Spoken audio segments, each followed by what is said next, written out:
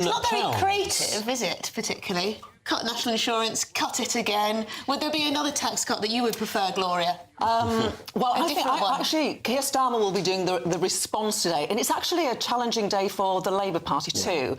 I mean, it's actually made less challenging by the fact that they've announced so much, and the Speaker will be cross about that, by the way, because the rules are that you have to tell Parliament this first. Well, will he say much? He's a very weakened Speaker. I wonder whether he can't really say much. Normally, he'd normally give an absolute telling off to the government. Well, I think it's going to be, do you feel you are worse off than you were when the Conservatives came into power 14 years ago? Nothing changes that. Yeah. The tax burden is extraordinarily high, and that is the debate I think that Labour will try and land today. It could be quite a raucous debate because, as you say, we've got an emasculated Speaker, a Speaker who perhaps doesn't feel like he can stand up and shout, order, Well, he said nothing last Wednesday, did he? And that was very noisy PMQs last Wednesday, and normally he would give a right telling off now to the government at some point. I bet he says nothing, because he can't. He's got 93 MPs who want him, who have no confidence in him. He's even being held there by the government's refusal to offer government time for a debate in his future, and therefore he would want to offend the government. It's really, really interesting. I'm thinking about these potential national insurance cuts. 2p, then 2p. £20 billion in total, 10 apiece. In 8 weeks. Liz Truss, when she tried to keep corporation tax at the level that it was, many people describe this as a corporation tax cut, a cut against a future rise, that was £20 billion. That's exactly the same as the tax cuts that, if today goes ahead, we will have seen under this Chancellor. Companies can't vote, though, Tom. But these are sensible Jeremy Hunt tax cuts. PMQs is just beginning. Let's listen to the Speaker. I now call Charlotte Nichols. Number one, please, Mr. Speaker. Mr. Speaker, this morning I had meetings with ministerial colleagues and others. In addition to my duties in this House, including listening to the Chancellor's budget statement, I shall have further such meetings later today. Charlotte Nichols. Thank you, Mr. Speaker. The UK used to be a world leader in psilocybin research, but despite the calls from the Home Affairs Select Committee, leading researchers, charities and veterans organisations and the Royal College of Psychiatrists, we've shamefully fallen behind on breakthrough treatment for conditions like PTSD and depression, causing misery to millions of people in our country. Can the Prime Minister explain why this policy remains the responsibility of a Home Office that can't give it the attention it deserves, and why it's OK that American, Canadian and Australian patients can access treatment British patients can't? Prime Minister. Mr. Speaker, I completely sympathise and understand why people suffering from distressing conditions will want to seek the best possible treatment available, and I thank the Honourable Lady for raising the issue. We are committed to ensuring that the UK is a world-leading jurisdiction for pharmaceutical, clinical and other medical research, and we have, in fact, asked the Advisory Council on the Misuse of Drugs to review barriers to legitimate medical research involving controlled drugs such as psilocybin. Our response to the Council's recommendations, I'm pleased to tell the Honourable Lady, will be published as soon as possible. Dr. Kiraba. Thank you, Mr. Speaker. My constituency has a long and proud history of farming, with generations of the same family helping to feed our nation. And not since World War II have we been so aware of how important food security is to our national security. So will the Prime Minister update the House on what his government is doing to support our fantastic farmers? Mr. Speaker, as I set out at the NFU conference just a couple of weeks ago, we will always back British farmers to continue to produce fantastic food. We're accelerating that plan with the largest package of grants ever, and indeed one of those new schemes opens just today, supporting farmers with up to £125,000 towards the purchase of new equipment and technology. Our schemes in England are all about more choice, Mr. Speaker, not less, and unlike Labour in Wales, we will never introduce top-down arbitrary targets that damage farm incomes, damage our food security and take farmers back to square one. We now come to the Leader of the Opposition, Keir Starmer. Thank you, Mr. Speaker. 3 years ago, Sarah Everard was walking home when she was abducted and murdered by a serving police officer who should have been trusted to keep her safe. As a father, I can't imagine the pain her parents, her family and her friends are going through in this difficult anniversary week. Lady Angelina's report exposes the appalling failure in police vetting and in misconduct processes. And I'm very troubled by its conclusion that there is, and I'm going to quote it, nothing to stop another cousin's operating in plain sight. How can that be the case 3 years on from this horrendous crime? Well, Mr. Speaker, can I firstly say that I'm sure all members of the House will have been thinking about Sarah Everard in recent weeks. It was, as the Honourable Gentleman said, an absolutely shocking case, and the abuse of power in particular was appalling. That's why we took action quickly, Mr. Speaker, to strengthen police vetting, strengthen the rules for rooting out officers who are not fit to serve, and conducted the largest ever screening of all serving officers and staff. We're now ensuring that any officer who has been charged for a crime will be suspended from duty automatically until their case is concluded, and we will thoroughly consider all of the report's recommendations and respond in full.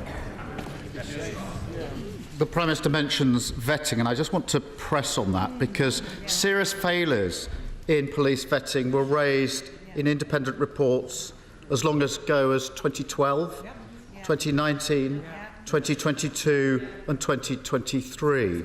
And that's why Labour's been arguing for mandatory national vetting standards, which would stop anybody with a history of domestic abuse or sexual offending being allowed to join the police in the first place. Why are mandatory national vetting standards not already in place? Well, Mr. Speaker, it is vital for public confidence that those that are not fit to wear the badge are rooted out of the police and not able to join in the first place. That's why the College of Policing has updated its existing statutory code on vetting, and that happened quickly. And in addition, the Policing Inspectorate, Mr. Speaker, carried out a rapid inspection of all forces' progress against the previous findings, and in addition to that, an entire check against the National Police Database was carried out for all serving officers and staff. Mr. Speaker, I'm obviously very familiar with codes in criminal justice systems, but this is too serious for that.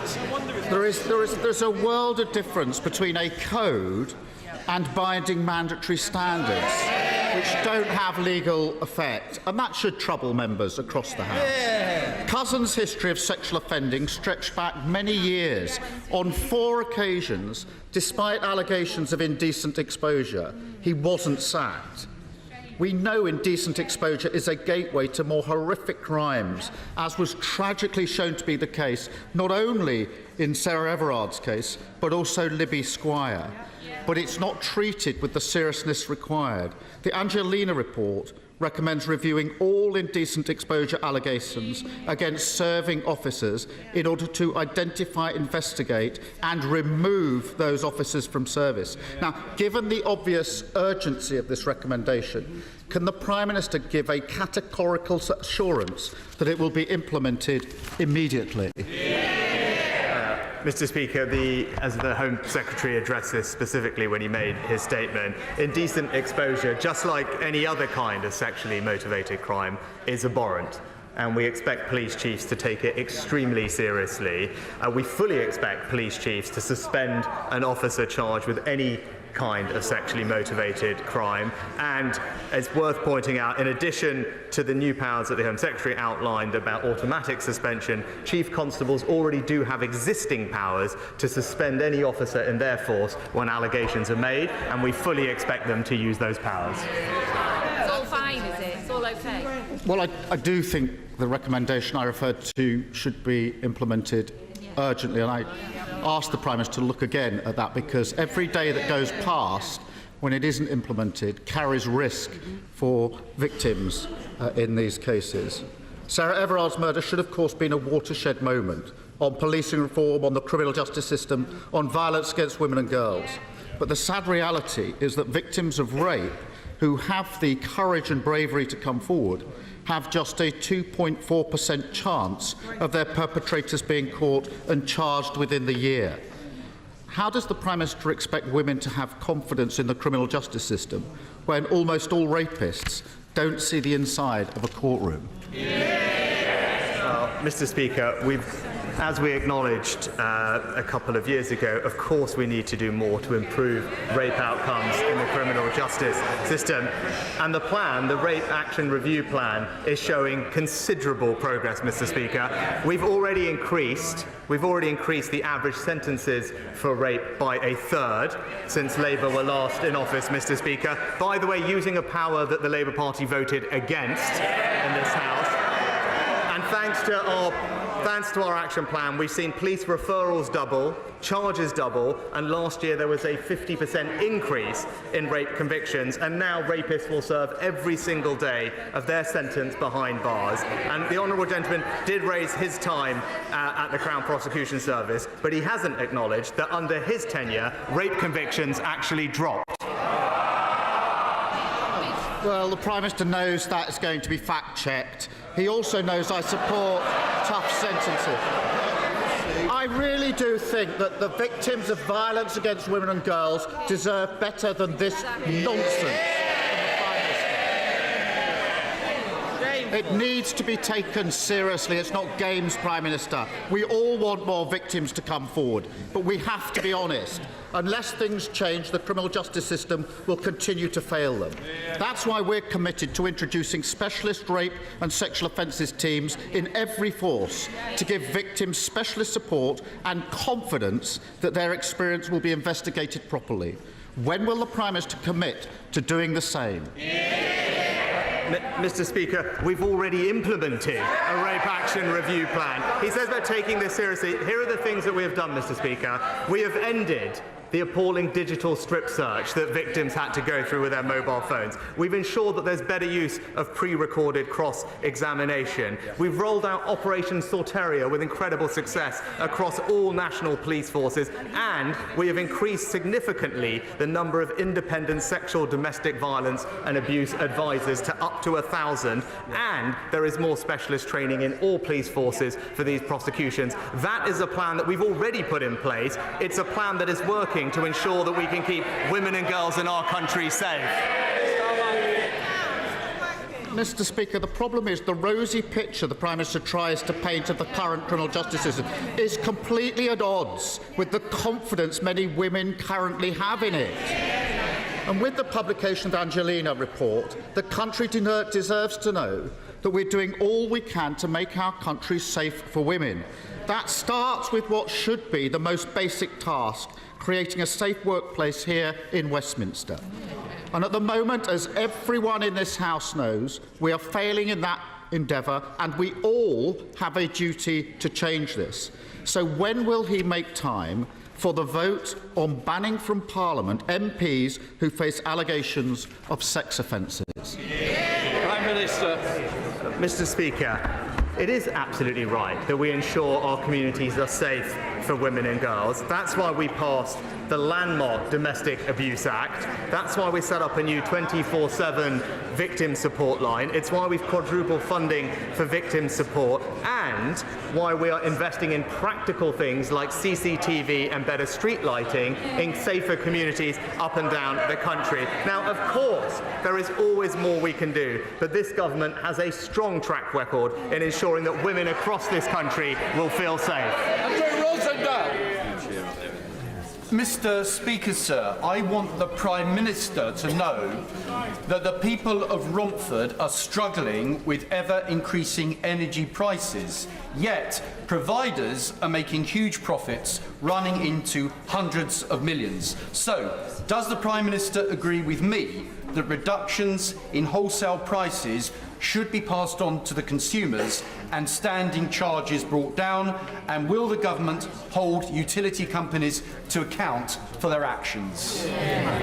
Well, Mr. Speaker, my honourable friend is right to highlight the challenge that high energy bills have posed not just to his constituents in Romford but across the country. That's why we stepped in with a significant package of support, paying for around half of a typical household energy bill when prices were at their highest. My honourable friend, I know, will join join me in welcoming the fact that the energy price cap is set to fall by almost £250 in April, which will bring relief to many families. But we must hold companies to account, and that's why we introduced the energy profits levy on the windfall profits caused by an unexpected increase in energy prices. And we are going further to cut costs for people by cutting their taxes and putting more money in their family bank accounts. SNP leader Stephen Flynn. Mr. Speaker, much to my surprise this morning, it's been widely reported that the Conservative Party in Scotland are absolutely furious that Westminster is about to tax Scotland's natural resources in order to pay for a tax cut in England. Mr. Speaker, is the Prime Minister in danger of turning his colleagues into nationalists? Mr. Speaker, obviously I wouldn't comment on the budget, but what I would say is, when I was in Scotland last week, it was crystal clear. There has only ever been one party consistently standing up for the North Sea energy industry, and it's the Scottish Conservatives. The Prime Minister knows that not to be the case, but there's a serious point to be made here, Mr. Speaker. The Conservative Party want to use Scotland's natural resources to pay for tax cuts in England. The Labour Party want to use Scotland's natural resources to pay for nuclear power stations in England, and the cost of that up to 100,000 jobs. Scotland's wealth, Scotland's resources, Scotland's jobs, all again to Westminster. But with the Tories on just 15% in the polls in Scotland now, will the Prime Minister do us all a favour and call a general election? Mr. Speaker, the honourable gentleman claims to be supportive of the North Sea energy industry. Why is it that he's opposed all the measures that we have taken to protect those jobs in Scotland over the past couple of years? He talks about tax in Scotland and England. I'll just gently point out to him that thanks to the actions of the Chancellor and this UK government, everyone in Scotland has received a significant tax cut from January this year. And in contrast to the Chancellor's last budget, the SNP's budget put taxes up for working Scots. Scotland is now the high tax capital of the UK, but this Conservative government is going to keep cutting taxes for hard-working Scots. Mr. Speaker, the government is rightly acting to properly compensate the Horizon victims who are highlighted by Alan Bates's legal challenge. However, there are thousands more sub-postmasters across the country who are not actually prosecuted, but who faced financial penalties for bogus shortfalls, causing enormous financial and personal distress to them. Does the Prime Minister agree with me that we should now be doing everything possible to do right by all victims of gross miscarriage of justice, clear their names, and at last properly financially compensate?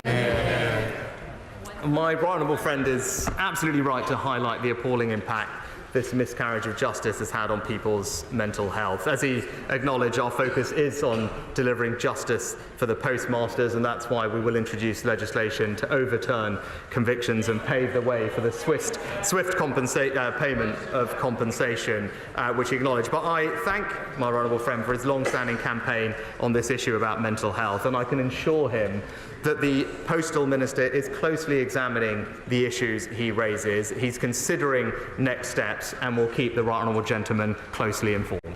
Sir Geoffrey Donalds. Thank you, Mr. Speaker. The Prime Minister will be aware that the Government's proposals to deal with the legacy of our troubled past in Northern Ireland continue to be the subject of scrutiny, most recently in the High Court ruling in relation to compatibility with our human rights obligations. And yet, many families of victims in Northern Ireland are deeply disappointed with the lack of cooperation by the Irish government in relation to murders committed in their jurisdiction or from their jurisdiction. In relation to the Omagh bomb inquiry, for example, the Irish government has declined to conduct a public inquiry on this worst atrocity in our troubled past, despite the courts urging it to do so.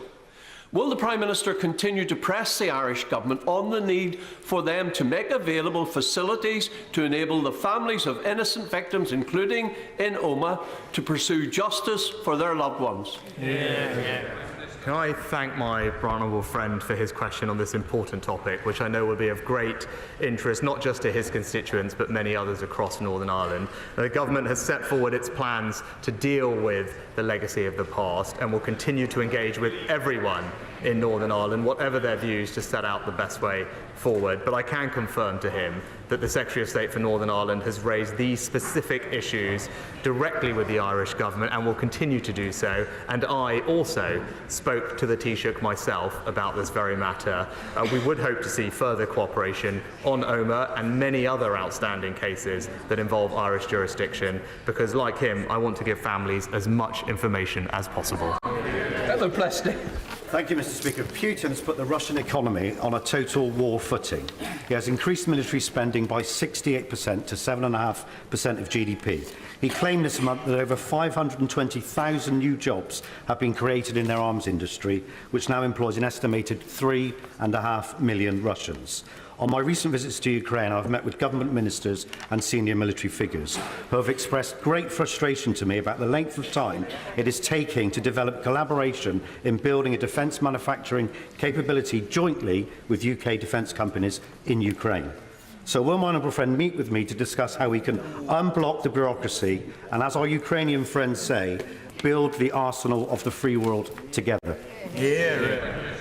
Well, I can reassure my honourable friend that we remain steadfast in our support for Ukraine, and we will not allow Putin to achieve his aim of eradicating Ukrainian freedom and democracy.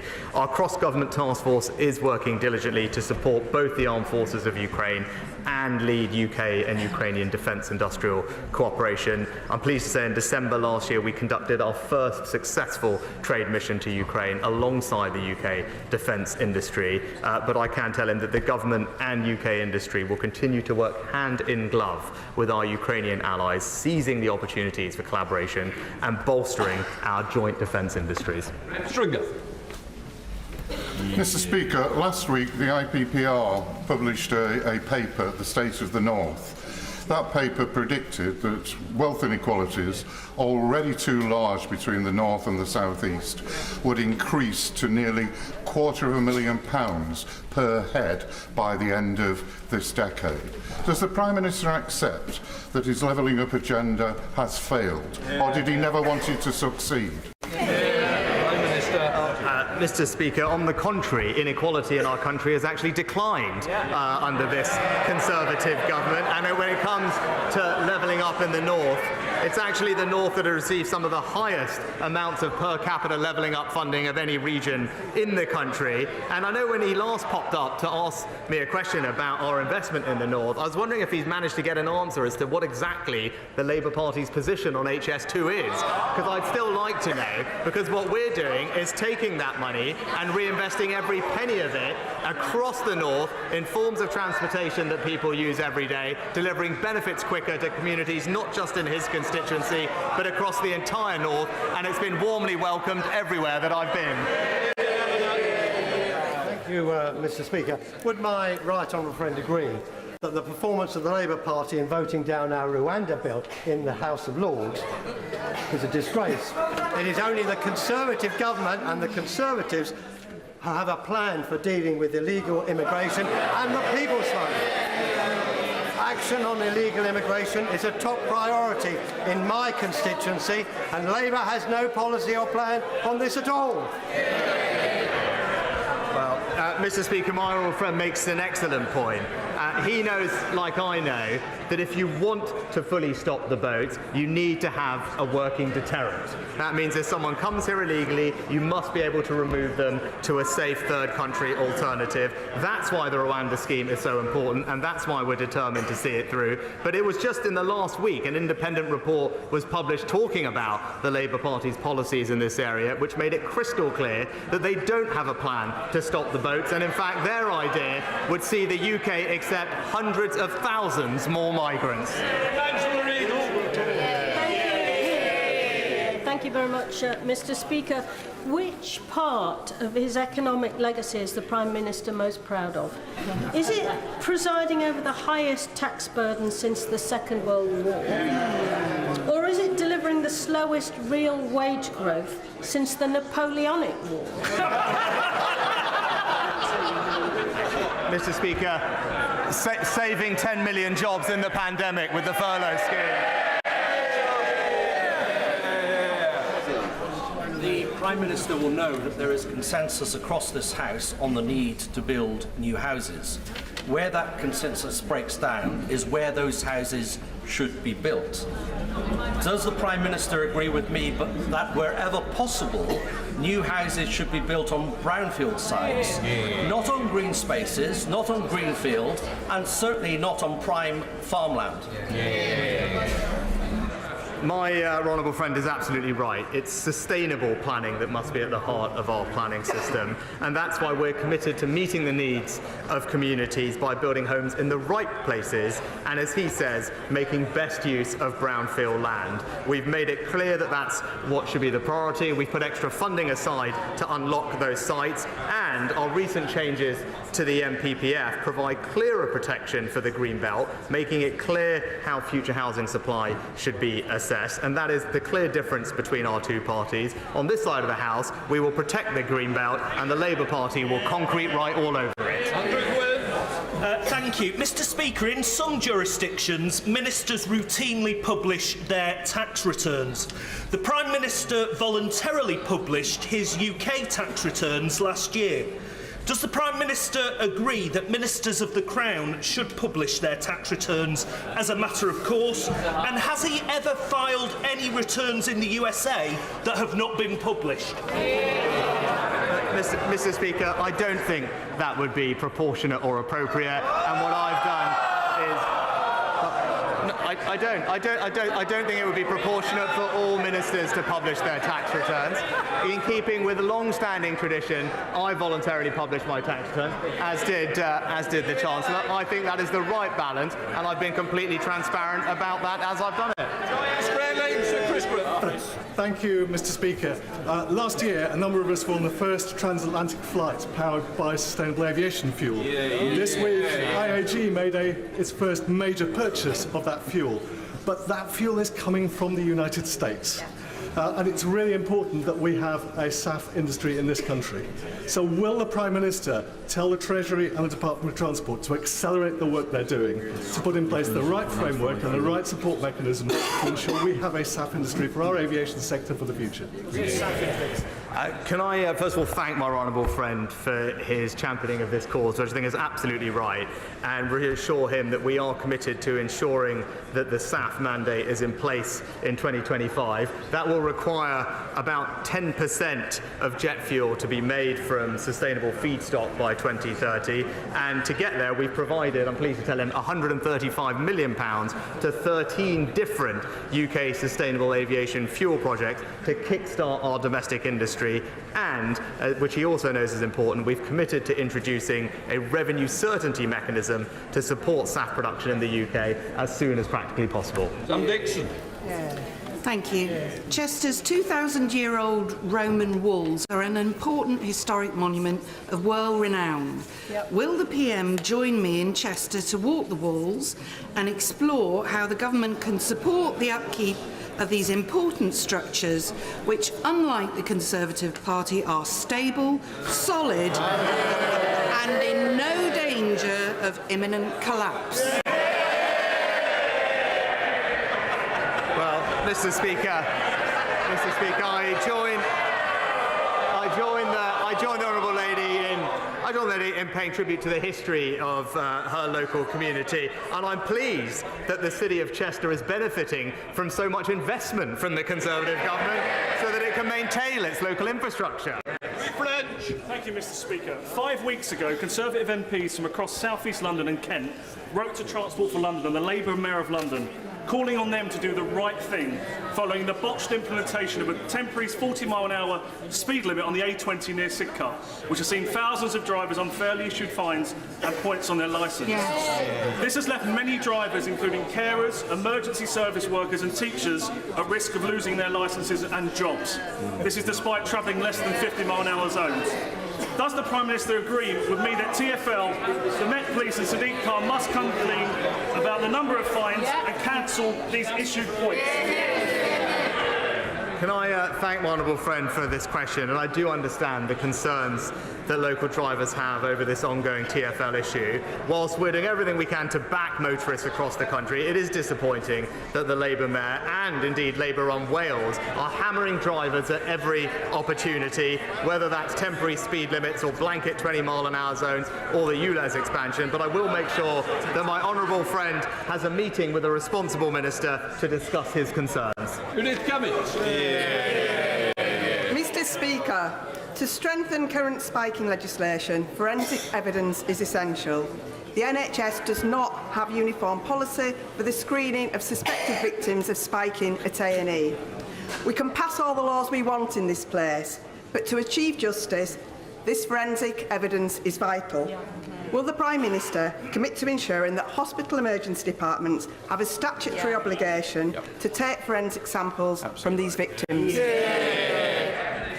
I agree with the Honourable Lady that spiking is an appalling, violating crime which seriously undermines public safety, particularly the safety of women and girls, and we want to make sure that the existing laws recognise the threat that spiking poses, and that's why at the end of last year we announced a raft of new measures to confront spiking and support victims, including changing the law to make it clear without any doubt that spiking is illegal, as well as other measures like an online reporting tool, investing in research and rapid testing kits, and training for bar staff. But I'll ensure that we look into the issue that she raises and write back to her. Final question, Ben Bradley. This winter, flood and storm damage has caused significant damage to the infrastructure in and around my Mansfield constituency. That's our roads, it's our drains, it's flood infrastructure, and this is among the highest concern that residents raise with me on a regular basis. I'm really grateful that from next year in particular, there's very significant infrastructure funding coming our way. But what can my right honourable friend do to help fix this for my constituents now? Well, Mr. Speaker, I'm pleased that in 2020 we announced that we would double our flood investment to a record £5.2 billion, and in Nottinghamshire since 2010 we've invested over £50 million to protect 15,000 properties, and I know currently there is a programme in Mansfield which is looking at surface water and drainage improvements, but I will make sure that I talk to the Chancellor that we have a strong economy to keep investing in local infrastructure in his area, and that's exactly what we're about to hear from my right honourable friend in just a second. Completes Prime Minister's questions. There you go. Well, there we have it. Prime Minister's questions completed with a wonderful segue from the Prime Minister saying we're going to hear about the economy in just a second, because currently the Speaker's popping out of his chair, going to be replaced by Dame Eleanor Lang, and then we're going to hear the budget. Yes, we are indeed. Well, it was an interesting PMQs. Keir Starmer going on the awful case of Sarah Everard and whether the government have done enough to improve the vetting of police officers in that way. So that was an interesting lead. It certainly was, and this is always an interesting Prime Minister's questions because the leader of the opposition, Sir Keir Starmer, is the person who'll be responding to Jeremy Hunt with the budget. So it's almost like this was the practice for him. This wasn't the big show. The big show is about to happen, and Sir Keir Starmer will be thinking more about his budget response than he was his Prime Minister's questions. I don't know if we have time to quickly bring in Gloria on this one. Gloria De Pero. Oh, we don't. Here's the Chancellor. We do not. Madam Deputy Speaker, as we mourn the tragic loss of life in Israel and Gaza, the Prime Minister reminded us last week of the need to fight extremism and heal divisions. So I start today by remembering the Muslims who died in 2 world wars in the service of freedom and democracy. We need a memorial to honour them. So following representations from the Right Honourable Member for Bromsgrove and others, I've decided to allocate £1 million towards the cost of building one. Whatever your faith or colour or class, this country will never forget the sacrifices made for our future. Madam Deputy Speaker, in recent times the UK and the UK economy has dealt with a financial crisis, a pandemic, and an energy shock caused by war in Europe. Yet despite the most challenging economic headwinds in modern history, under Conservative governments since 2010, growth has been higher than every large European economy. Unemployment has halved, absolute poverty has gone down, and there are 800 more people in jobs for every single day that we've been in office.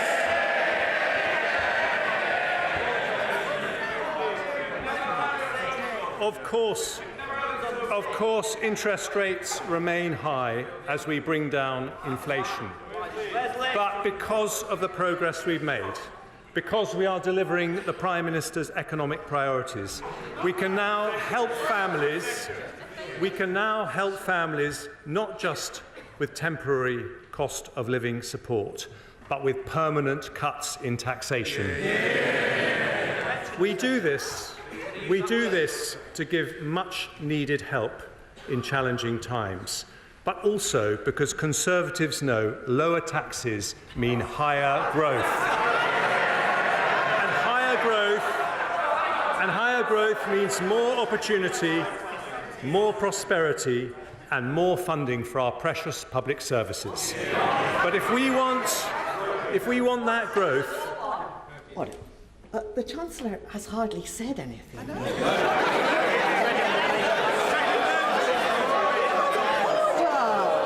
Order! You can't get excited yet. Now, other people want to hear what the Chancellor has to say, and it's matters. So we'll have a bit of good behaviour, please. Chancellor. Thank you, Madam Deputy Speaker. If we want that growth to lead to higher wages and higher living standards for every family in every corner of the country, it cannot come from unlimited migration. It can only come by building a high-wage, high-skill economy, not just higher GDP, but higher GDP per head. And that is the difference with the party opposite. Their plans destroy jobs, reduce opportunities, and risk family finances with spending that pushes up taxes. Instead of going back to square one, the policies I announced today mean more investment, more jobs, better public services and lower taxes in a budget for long-term growth. And Madam Deputy Speaker, I start with the updated forecasts from the OBR, for which I thank Richard Hughes and his team. First, inflation. When the Prime Minister and I came to office, it was 11%. The latest figures show... I know the party opposite struck... This is not amusing anymore. We need to hear what the Chancellor has to say. I can tell who's making the noise, and you simply won't get a chance to speak later. So that's the end of it. Chancellor. Thank you, Madam Deputy Speaker. When the Prime Minister and I came to office, inflation was 11%, but the latest figures show it is now 4%, more than meeting our pledge to halve it last year. And today's forecasts from the OBR show it falling below the 2% target in just a few months' time, nearly a whole year earlier than forecast in the autumn statement. That didn't happen by accident. Whatever the pressures and whatever the politics, a Conservative government working with the Bank of England will always put sound money first. But we also understand that tackling inflation, while necessary, is painful. It means higher interest rates and a period of lower growth.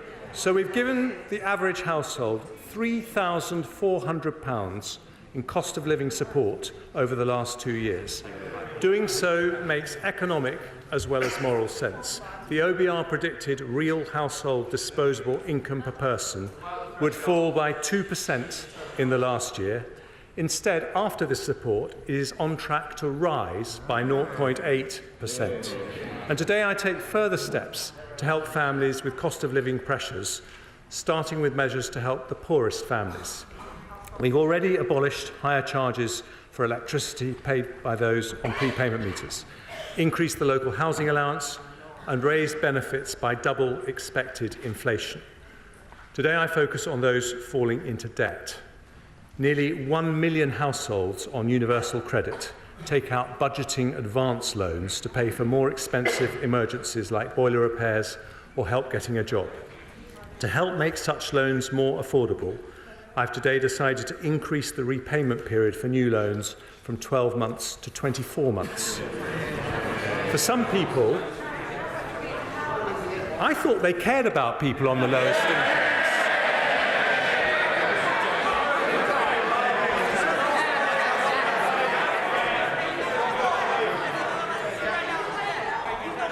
But trust the Labour Party not to want to hear about debt.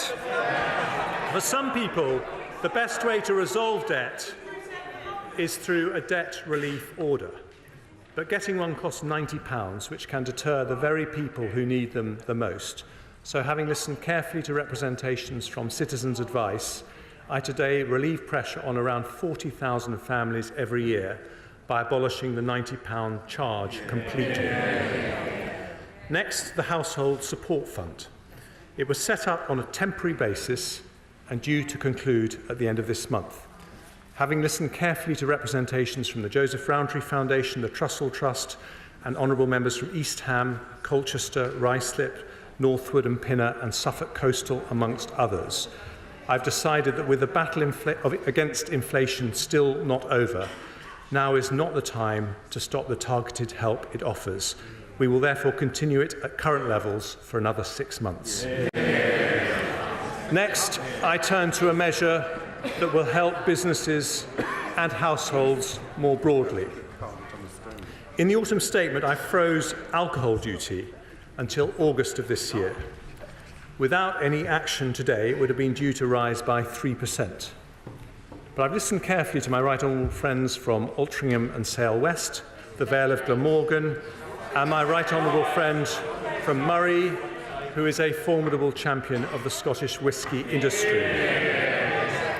I also listened to Councillor John Tonks from Ash, a strong supporter of the wonderful Admiral pub, who pointed out the pressures facing the industry. So today I've decided to extend the alcohol duty freeze until February 2025.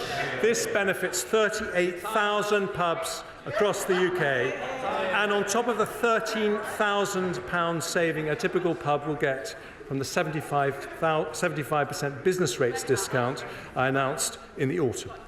We value our hospitality industry and are backing the great British pub. Another cost that families and businesses worry about is fuel. Now, the Shadow Chancellor complained about the freeze on fuel duty, and Labour has opposed it at every opportunity.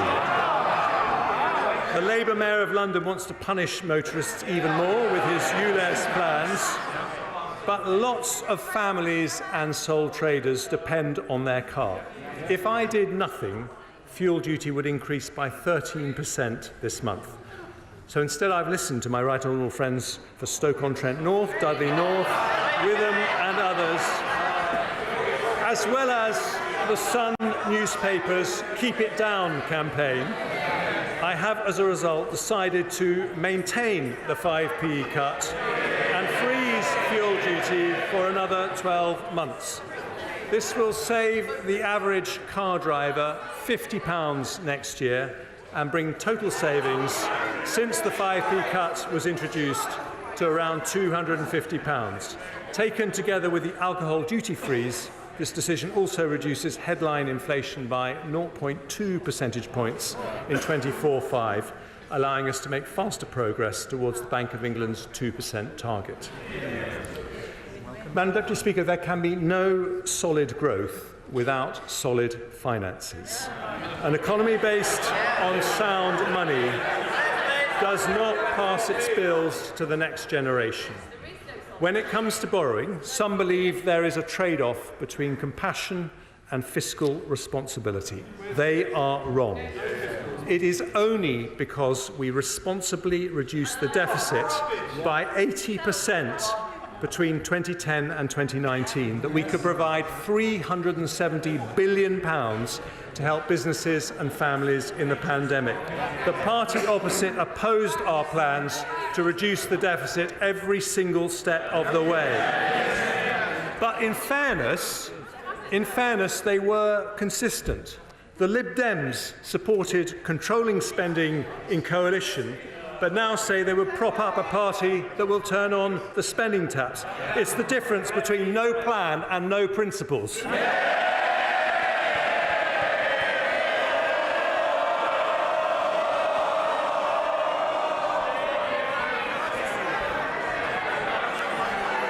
I'm delighted the right honourable gentleman from the Lib Dems was here to hear it for once.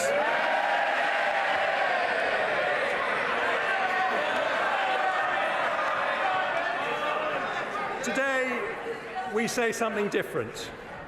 There is nothing compassionate about running out of money. With the pandemic behind us, we must once again be responsible and build up our resilience to future shocks. That means bringing down borrowing so we can start to reduce our debt. And today's figures confirm that is happening. Ahead of my first autumn statement in 22, the OBR forecast headline debt would rise to above 100% of GDP.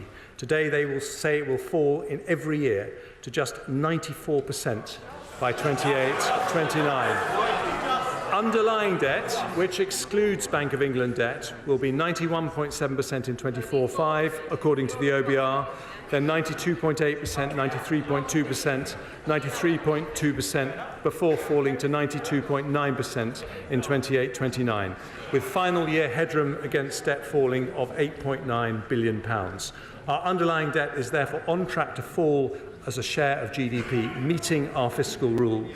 And we continue to have the second lowest level of government debt in the G7, lower than Japan, France or the United States.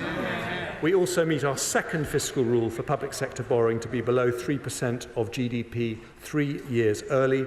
Borrowing falls from 4.2% of GDP in 23-4 to 3.1%, 2.7%, 2.3%, 1.6% and 1.2% in 2028-29.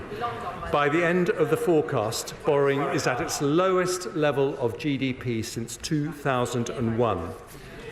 None of that, of course, would be possible if Labour implemented their pledge to decarbonise the grid 5 years early by 2030. By their own calculations, that costs £28 billion a year to do. But last month, after flip-flopping for months, they said they're not going to spend the £28 billion after all, but somehow they'll meet their pledge. Somehow, Madam Deputy Speaker, can only mean one thing: tax rises on working families. Same old Labour. Today, in contrast, a Conservative government brings down taxes with borrowing broadly unchanged. In fact, borrowing is slightly lower than the autumn statement. And the fact that we are bringing borrowing down is something of particular importance to one very special person. Sir Robert Stamen is the outgoing Chief Executive of the Government's Debt Management Office. And after 20 years of exceptional public service, he is in the gallery. Thank you, Sir Robert. I now turn to growth. Just after I became Chancellor, the OBR expected GDP to fall by 1.4% in the following year. In fact, it grew, albeit slowly. Now the OBR expects the economy to grow by 0.8% this year and 1.9% next year, 0.5% higher than their autumn forecast. After that, growth rises to 2.2%, 1.8% and 1.7% in 2028. Since 2010, they don't want to hear this, but these are the facts. Since 2010, we have grown faster than Germany, France or Italy, the three largest European economies. And according to the IMF, we will continue to grow faster than all three of them in the 5 years ahead. Surveys by Lloyds and Deloitte show business confidence is returning. In other words, because we have turned the corner on inflation, we will soon turn the corner on growth. And today's OBR forecasts also show that we have made good progress on the Prime Minister's three economic priorities. Compared to when the three pledges were made, inflation has halved, debt is falling in line with our fiscal rules, and growth is fully 1.5 percentage points higher than predicted. And as growth returns, They don't have a growth plan, so they might as well listen to ours. As growth returns, our plan is for economic growth not sustained through migration, but one that raises wages and living standards for families. Not just higher GDP, but higher GDP per head, and that means sticking to our plan with a budget for long-term growth, more investment, more jobs, better public services and lower taxes. And I start with investment. Economists say that stimulating investment is the most effective way to raise productivity and therefore wages and living standards. Since 2010, we've been doing just that. Business, well, you might want to listen to what I'm about to say because business investment has risen from an average of 9.3% of GDP under Labour to 9.9% under the Conservatives. And this year it will be 10.6% of GDP. That is £30 billion more business investment than if it had continued at Labour levels. And it's still going up. In the short period since the autumn statement, Nissan have announced they'll build 2 new electric car models in the UK. Microsoft and Google have announced data centres worth over £3 billion. Thanks to my right honourable friend, the Business Secretary, the Global Investment Summit unlocked £30 billion of investment. In fact, since 2010, greenfield foreign direct investment has been higher than anywhere else in Europe. And for the last 3 years, we have been the 3rd highest in the world after the United States and China. And we're not stopping there. In the autumn statement, I announced we would introduce permanent full expensing, a £10 billion tax cut for businesses that gives the UK the most attractive investment tax regime of any large European or G7 country.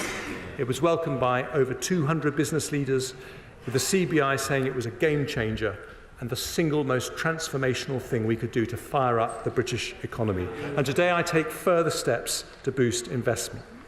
Having listened to calls from the CBI, Make UK and the BCC, we'll shortly publish draft legislation for full expensing to apply to leased assets, a change I intend to bring in as soon as it's affordable. We'll also help small businesses, something close to my own heart, as well as the business rate support and work on prompt payments I announced in the autumn. I'll provide £200 million of funding to extend the recovery loan scheme as it transitions to the growth guarantee scheme, helping 11,000 SMEs access the finance they need. And following representations from the Federation of Small Business, as well as honourable members for Loughborough, Southend West and Rother Valley, I will reduce the administrative and financial impact of VAT by increasing the VAT registration threshold from £85,000 to £90,000 from April the 1st, the first increase in 7 years. That will bring tens of thousands of businesses out of paying VAT altogether and encourage many more to invest and grow. I now move to measures to address historic underinvestment in our nations and regions. Since we started levelling up in 2019, 2/3 of all new salaried jobs have been created outside London and the South East. We've announced 13 investment zones and 12 free ports, which continue to attract investment, including recently, thanks to the efforts of Mayor Ben Houchen from the Numa Group, who are investing £15 million into the Tees Valley investment zone. Today, working with the Levelling Up Secretary, I devolve further power to local leaders who are best placed to promote growth in their areas. I can announce the North East Trailblazer devolution deal, providing a package of support for the region potentially worth over £100 million. I'll devolve powers to Buckinghamshire, Warwickshire and to the most beautiful county in England, Surrey. I see the Leader of the Opposition smiling because, like me, he is a Surrey boy. I know he's been taking advice from Lord Mandelson, who yesterday rather uncharitably said he needed to shed a few pounds. Ordinary families will shed more than a few pounds if that lot get in.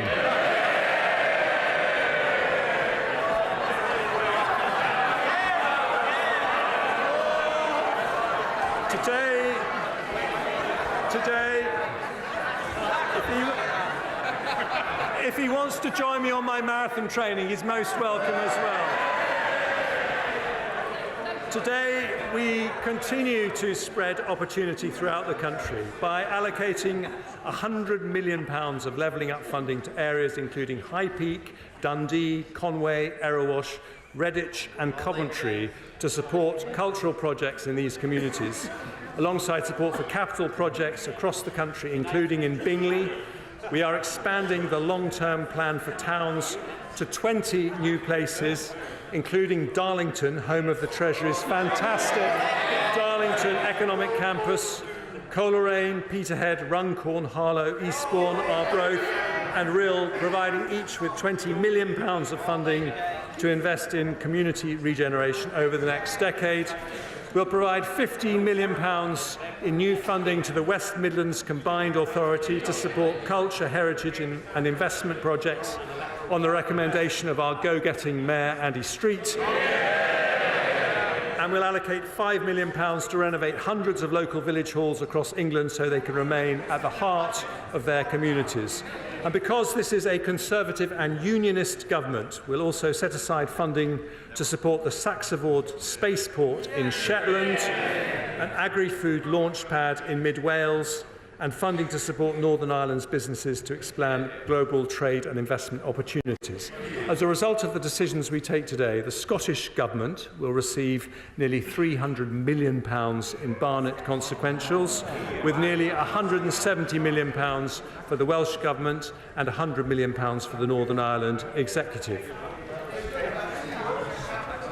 I do appreciate that a tax-cutting budget is very uncomfortable for the biggest tax risers in the United Kingdom. We also want to level up opportunity across the generations, including building more houses for young people, and we're on track to deliver over 1 million homes in this Parliament.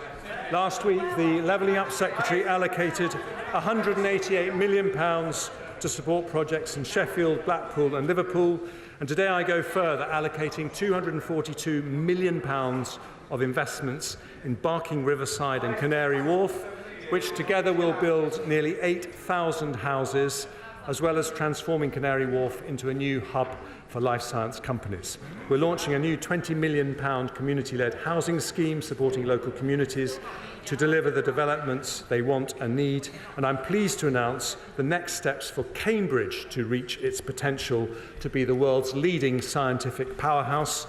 I confirm there will be a long-term funding settlement for the Future Development Corporation in Cambridge at the next spending review, with over £10 million invested in the coming year to unlock delivery of crucial local transport and health infrastructure. The final levelling up measures I announced today support North Wales, where I have many happy childhood memories, in mould, following representations from the Honourable Member for the Vale of Clwyd. We will help fund the renovation of Theatre Clwyd.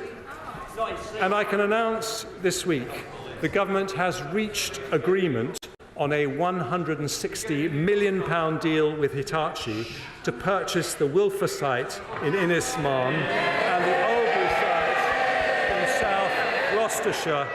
Innismarn has a vital role in delivering our nuclear ambitions, and no one should take more credit for today's announcement than my tireless, tenacious and turbocharged honourable friend Innismarn.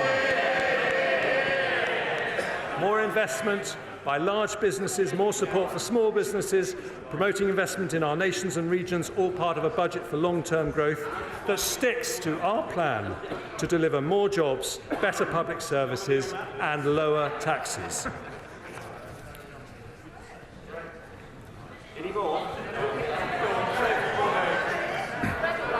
I now turn to one of the most powerful ways to attract investment, namely supporting our most innovative industries. Outside the US, we have the most respected universities, the biggest financial services sector, and the largest tech ecosystem in Europe. We have double the AI startups of anywhere in Europe, double the venture capital investment, and a tech economy now double the size of Germany and 3 times the size of France. We're on track to become the world's next Silicon Valley. In today's budget for long-term growth, I take further steps to attract investment into our technology-related industries. I want our brilliant tech entrepreneurs not just to start here, but to stay here, including when the time comes for a stock market listing.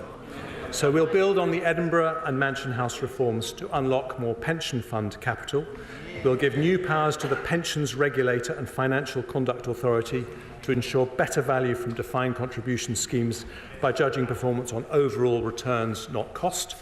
We'll make sure there are vehicles to make it easier for pension funds to invest in UK growth opportunities. So I'm today publishing the names of the winners of the LIFTS competition. But I remain concerned that other markets, such as Australia, generate better returns for pension savers with more effective investment strategies and more investment in high-quality domestic growth stocks. So I will introduce new requirements for DC and local government pension funds to disclose publicly their level of international and UK equity investment, and I'll then consider what further action should be taken if we're not on a positive trajectory towards international best practice. I also want to create opportunities for a new generation of retail investors to engage with public markets. So we'll proceed with the retail sale for part of the government's remaining NatWest shares this summer, at the earliest opportunity, subject to supportive market conditions and value for money.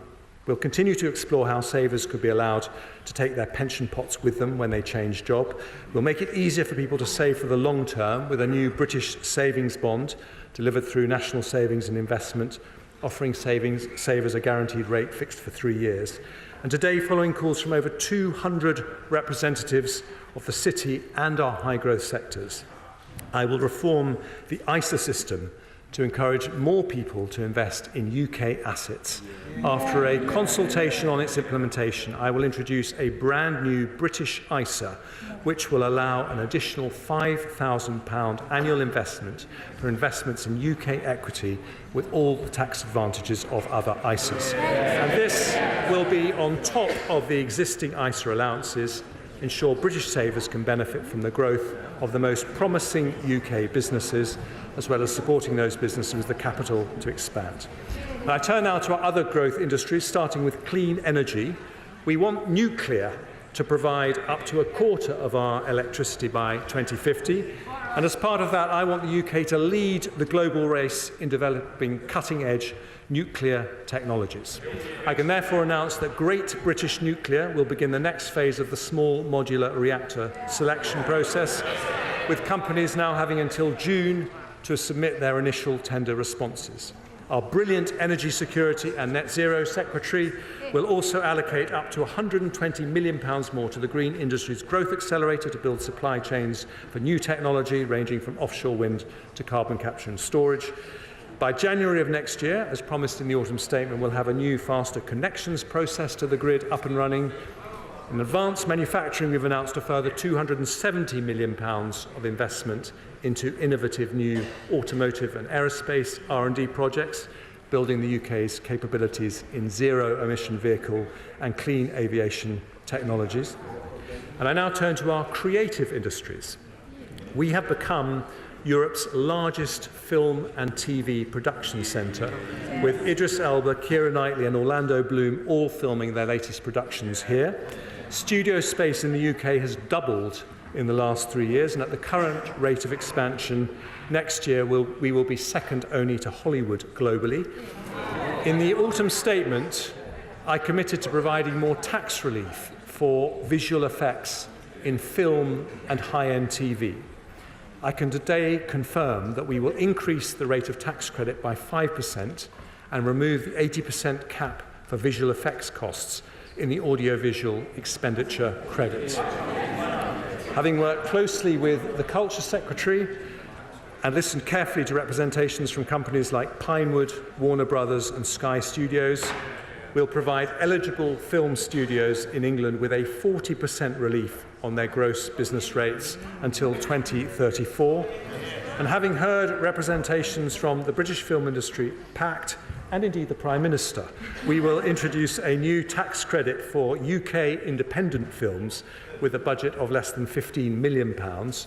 For our creative industries more broadly, we will provide £26 million of funding to our preeminent theatre, the National Theatre, to upgrade its stages.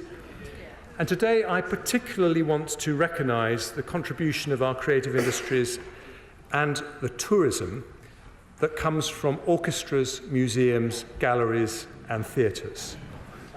In the pandemic, we introduced higher 45% and 50% levels of tax relief, which were due to end in March 25. They have been a lifeline for performing arts across the country. Today, in recognition of their vital importance to our national life, I can announce I am making those tax reliefs permanent at 45% for touring and orchestral productions and 40% for non-touring productions. Lord Lloyd Webber says this will be a once-in-a-generation transformational change that will ensure Britain remains the global capital of creativity. I suspect the new theatre reliefs may be of particular interest to the Shadow Chancellor, who seems to fancy her thespian skills when it comes to acting like a Tory. The trouble is, we all know how her show ends. Higher taxes, like every Labour government in history.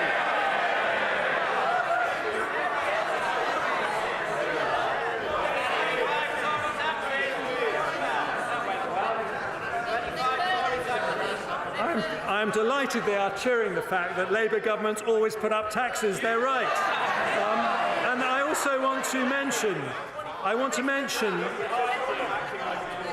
mention our life sciences sector, where we will support research by medical charities into diseases such as cancer, dementia and epilepsy, with an additional £45 million, including £3 million for Cancer Research UK. But I have long believed we should be manufacturing medicines as well as developing them. So I can today also announce a brand new investment by one of our greatest life science companies, AstraZeneca, led by mon ami, the irrepressible Sir Pascal Soriot. AstraZeneca made their COVID vaccine available to developing countries at cost, as a result saving over 6 million lives. And today, because of the government's support for the life sciences sector, they announced plans to invest £650 million in the UK to expand their footprint on the Cambridge Biomedical Campus and fund the building of a vaccine manufacturing hub in Speke in Liverpool. More investment, better jobs in every corner of the country in a long-term budget for growth from a Conservative government.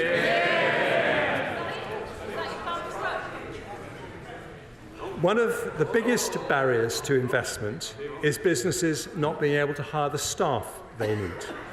The economy today has around 900,000 vacancies. It would be easy to fill them with higher migration, but with over 10 million adults of working age who are not in work, that would be economically and morally wrong. Those who can work should. And this is an issue that I have tackled in every budget and autumn statement I've delivered. A year ago, I abolished the pensions lifetime allowance, which pushed doctors and others to take early retirement. Ask any doctor what they think about Labour's plans to bring it back, and they will say, don't go back to square one. In the autumn, with the help of our superb Work and Pensions Secretary, we announced the Back to Work plan, which will support 1 million adults with medical conditions and reduce the number of people assessed as not needing to work by 2/3. A year ago, I also announced the biggest ever expansion of childcare, extending the 30-hour free childcare offer. Just listen. Extending the 30-hour free childcare offer to all children of working parents from 9 months. We've not had a childcare plan from Labour, so you might want to listen to ours. Our plan will mean an extra 60,000 parents enter the workforce in the next 4 years, a tremendous achievement for the Education Secretary, who I think is doing an effing good job. And today, following representations from many people, including the CBI, I announced measures to support the childcare sector make the new investments it now needs to. So I am guaranteeing the rates that will be paid to childcare providers to deliver our landmark offer for children over 9 months old for the next 2 years. That is more people in work, more jobs, sticking to our plan in a long-term budget for growth. And I now turn to public services.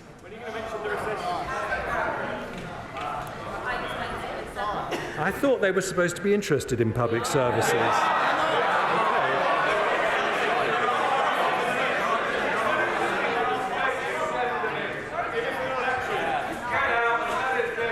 I can wait.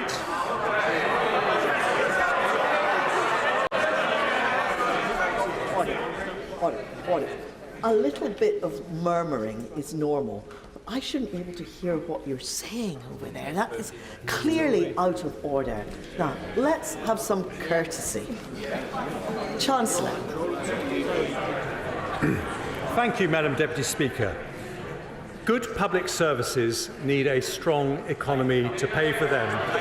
But a strong economy also needs good public services. In 2010, schools in the UK were behind Germany, France and Sweden in the OECD's PISA education rankings for reading and maths. Now, after Conservative reforms, we are ahead of them. Burglaries and violent crime have halved in the last 14 years after we invested in 20,000 more police officers. Our armed forces remain the most professional and best funded in Europe. With defence spending already more than 2% of GDP, we're providing more military support to Ukraine than nearly any other country, and our spending will rise to 2.5% as soon as economic conditions allow. The NHS is still recovering from the pandemic, but has 42,000 more doctors and 71,000 more nurses than it did under Labour. That is 250 more doctors and 400 more nurses for every single month that we've been in office. Now, resources matter, of course, which is why, despite all the economic shocks we have faced, overall spending on public services has gone up since 2010, in the case of the NHS by more than a third in real terms. But although spending has continued to rise every year, public sector productivity still remains below pre-pandemic levels by nearly 6%. This demonstrates that the way to improve public services is not always more money or more people. We also need to run them more efficiently. We need a more productive state, not a bigger state. In autumn 2022, I set day-to-day spending to increase by 1% a year in real terms over the next Parliament. Some say that's not enough and we should raise spending by more. Others say it's too much and we should cut it to improve efficiency. Neither are right. It's not fair to ask taxpayers to pay for more when public service productivity has fallen. Nor would it be wise to reduce that funding given the pressures public services face. So I'm keeping the planned growth in day-to-day spending at 1% in real terms, but we are going to spend it better. So today, they don't have a plan for public services, like everything else. So why not listen to ours? Today I am announcing a landmark public sector productivity plan that restarts public service reform and changes the Treasury's traditional approach to public spending. And I start with our biggest and most important public service, the NHS. One of my greatest privileges was to be Health Secretary. Thanks to the NHS, I have 3 gorgeous children, the oldest of whom has been patiently listening in the gallery. The NHS is rightly the biggest reason most of us are proud to be British, but the systems that support its staff are often antiquated. Doctors, nurses and ward staff spend hours every day filling out forms when they could be... Mr. Streeting, when patients don't show up... I don't like to interrupt the Chancellor. You're too close to me to be shouting that loudly. If you want to shout that loudly, you should sit away up there. I apologise for interrupting the Chancellor.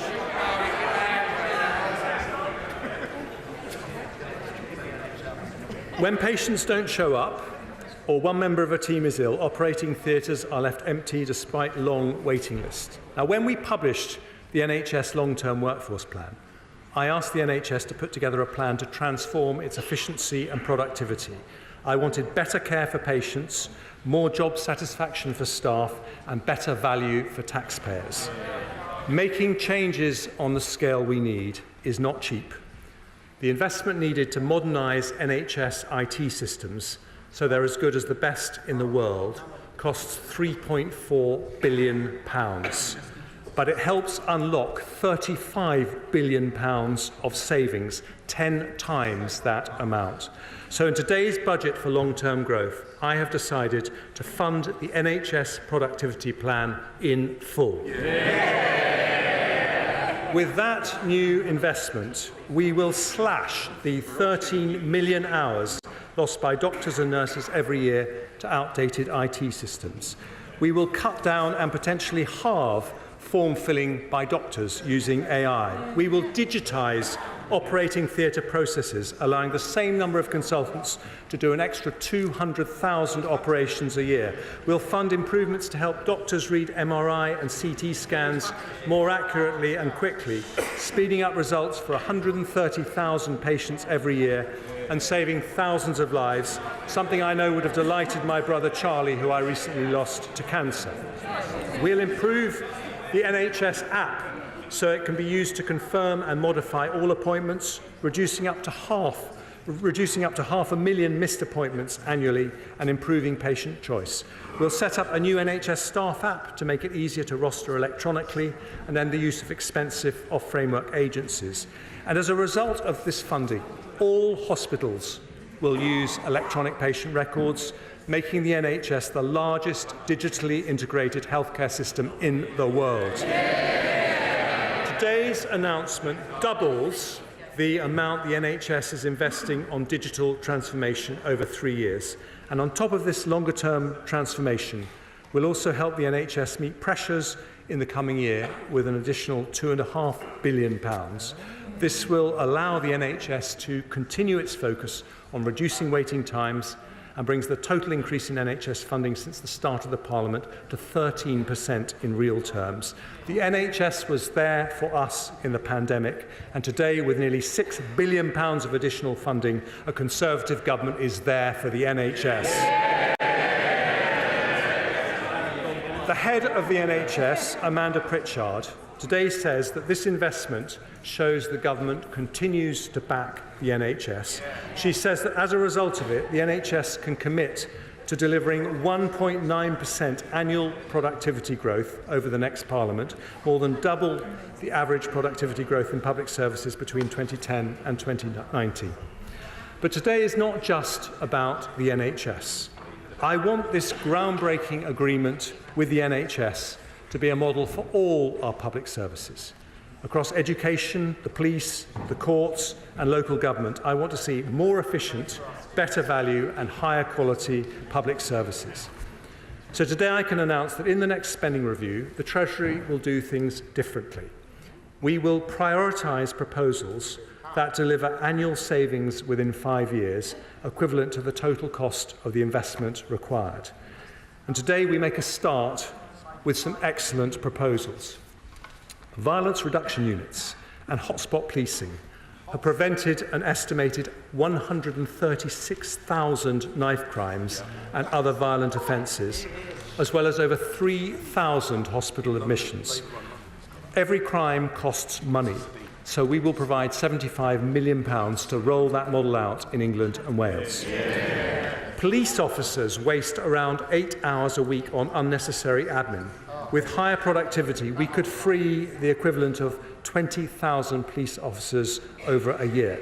So we will spend £230 million rolling out time and money-saving technology, which speeds up police response times by allowing people to report crimes by video call and, where appropriate, use drones as first responders.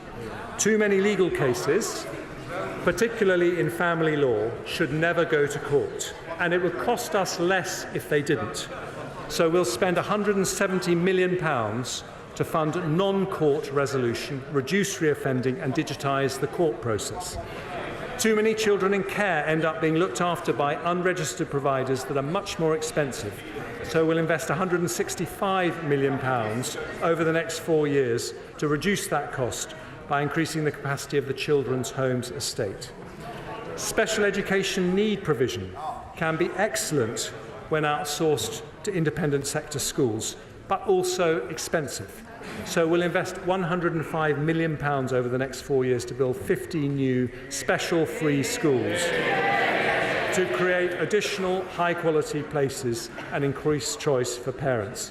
And we'll also put in place a plan to realise the tens of billions of savings recommended in an excellent speech by the head of the National Audit Office. The OBR say a 5% increase in public sector productivity will be the equivalent of around £20 billion in extra funding. With these plans, we can deliver that and more. And if we ensure they are cash-releasing savings, as we are committed to doing, it will be possible to live with more constrained spending growth without cutting services valued by the public. So with the energy and drive of my talented Chief Secretary to the Treasury, we launch our public sector productivity plan in today's budget for long-term growth, more investment, more jobs, better public services, and one more thing, lower taxes.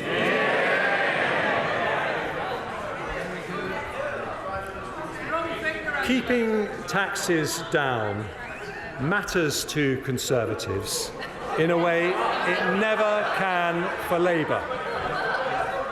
We believe that in a free society, the money you earn doesn't belong to the government, it belongs to you. And if we want to encourage hard work, we should let people keep as much of their own money as possible. Conservatives look around the world at economies in North America and Asia and notice that countries with lower taxes generally have higher growth.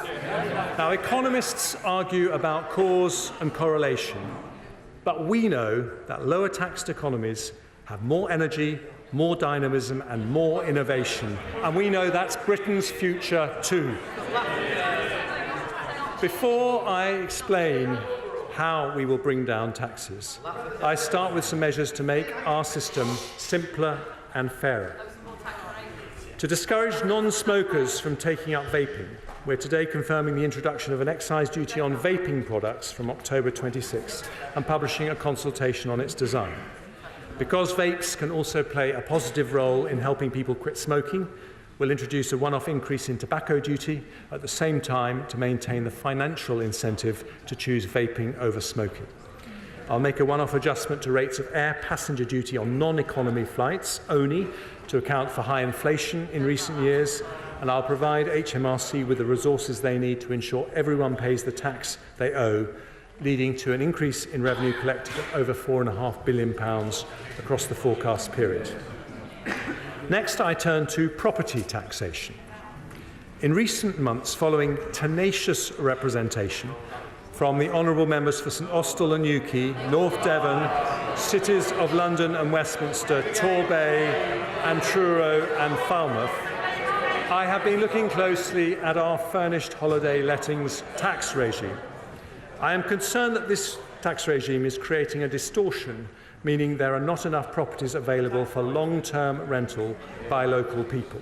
So to make the tax system work better for local communities, I'm going to abolish the furnished holiday lettings regime. I've also been looking at stamp duty relief for people who purchase more than one dwelling in a single transaction, known as multiple dwellings relief.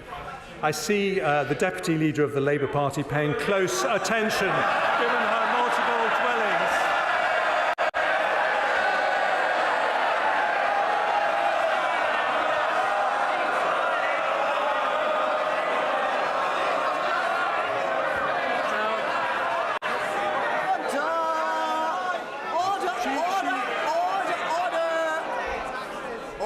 Order. Too much excitement.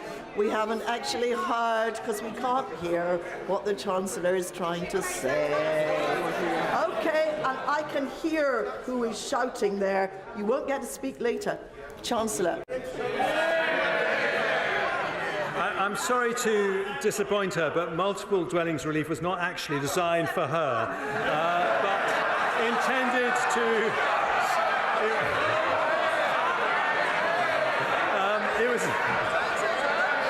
It was intended to support investment in the private rented sector, but an external evaluation found no strong evidence that it had done so and that it was being regularly abused, so I'm going to abolish it.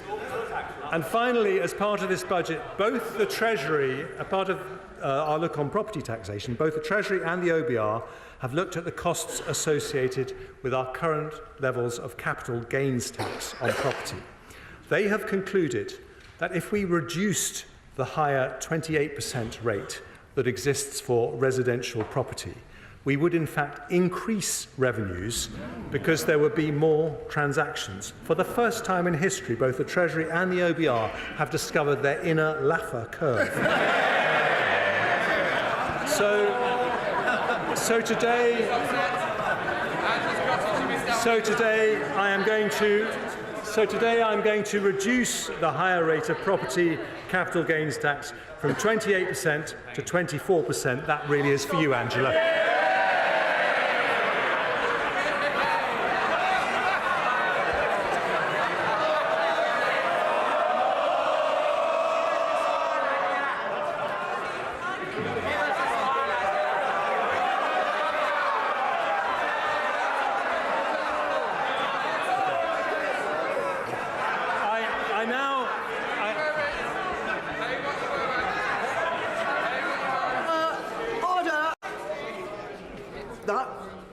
I had enough from over there, definitely not having it from here. Chancellor. I now turn to oil and gas. Unlike the party opposite, we want to encourage investment in the North Sea, so we will retain generous investment allowances for the sector.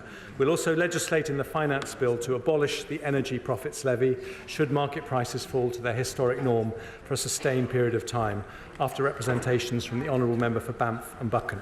But because the increase in energy prices caused by the Ukraine war is expected to last longer, so too will the sector's windfall profits. So I will extend the sunset on the energy profits levy for an additional year to 2029, raising £1.5 billion. Next I turn to the taxes paid by those who are resident in the UK but not domiciled here for tax purposes.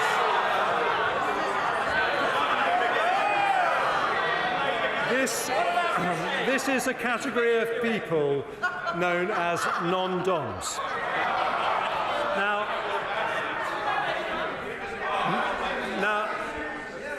Now, Nigel Lawson wanted to end the non-dom regime in his great tax reforming budget of 1988, which is where I suspect the Labour Party got the idea from.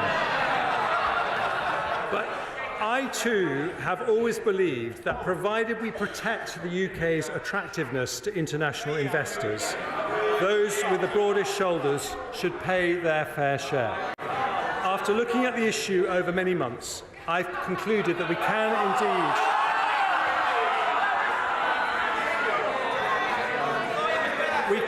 indeed introduce a system which is both fairer and remains competitive with other countries. So the government will abolish the current tax system for non-doms, get rid of the outdated concept of domicile,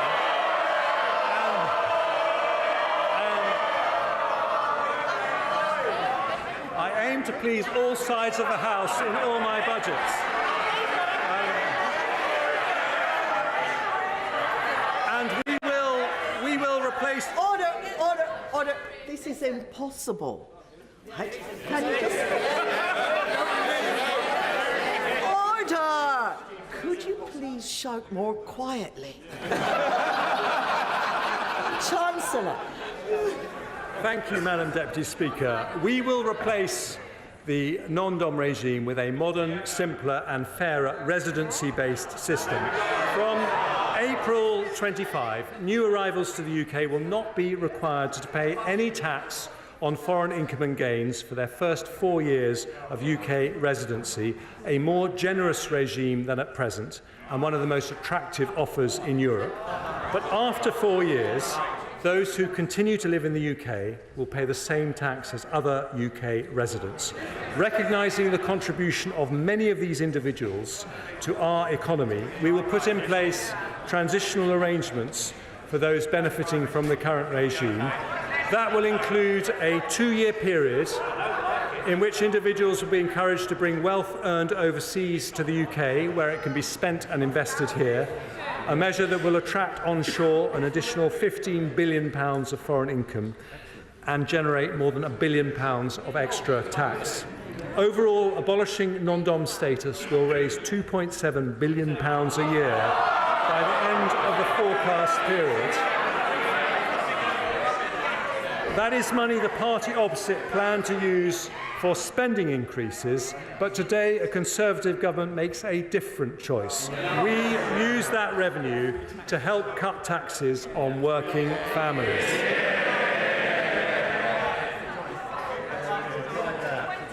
And many of those families, Madam Deputy Speaker, depend on child benefit. But the way we treat child benefit in the tax system is confusing and unfair.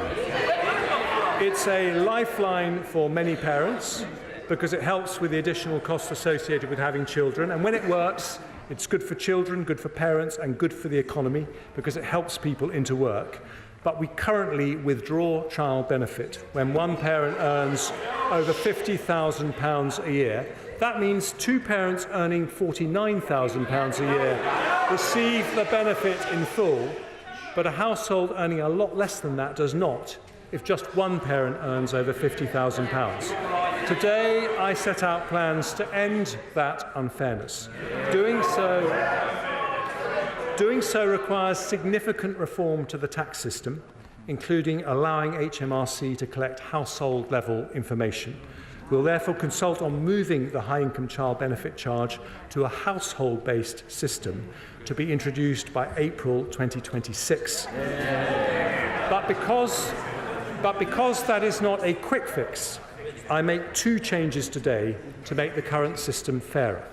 Following representations from my right honourable friends from Penistone and Stocksbridge, Carshalton and Wallington, Basset Law and West Worcestershire, along with many others, I confirm that from this April, the high-income child benefit charge threshold will be raised from £50,000 to £60,000. We will raise the top of the taper at which it's withdrawn to £80,000.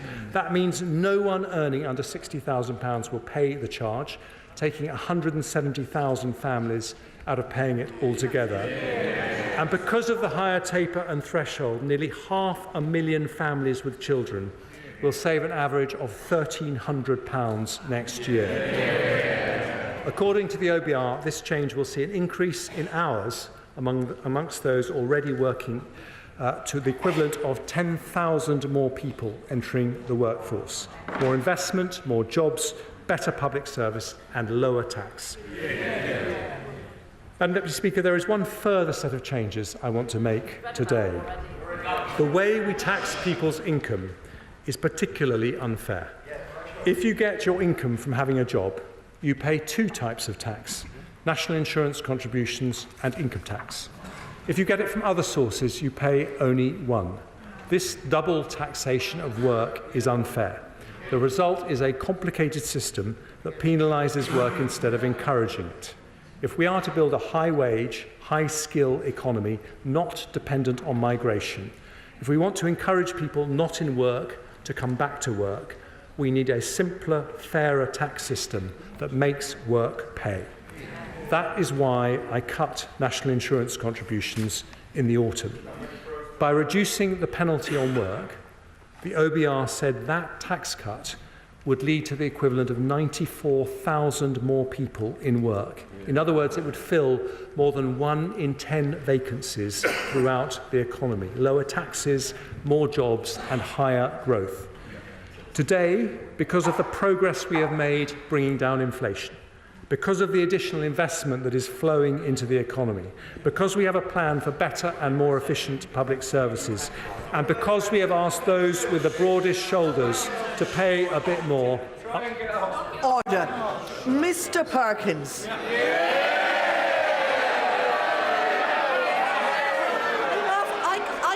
I can manage, thank you very much. 5 times I've heard what you said. I let you away with it. Now that's enough. One more strike and you're out.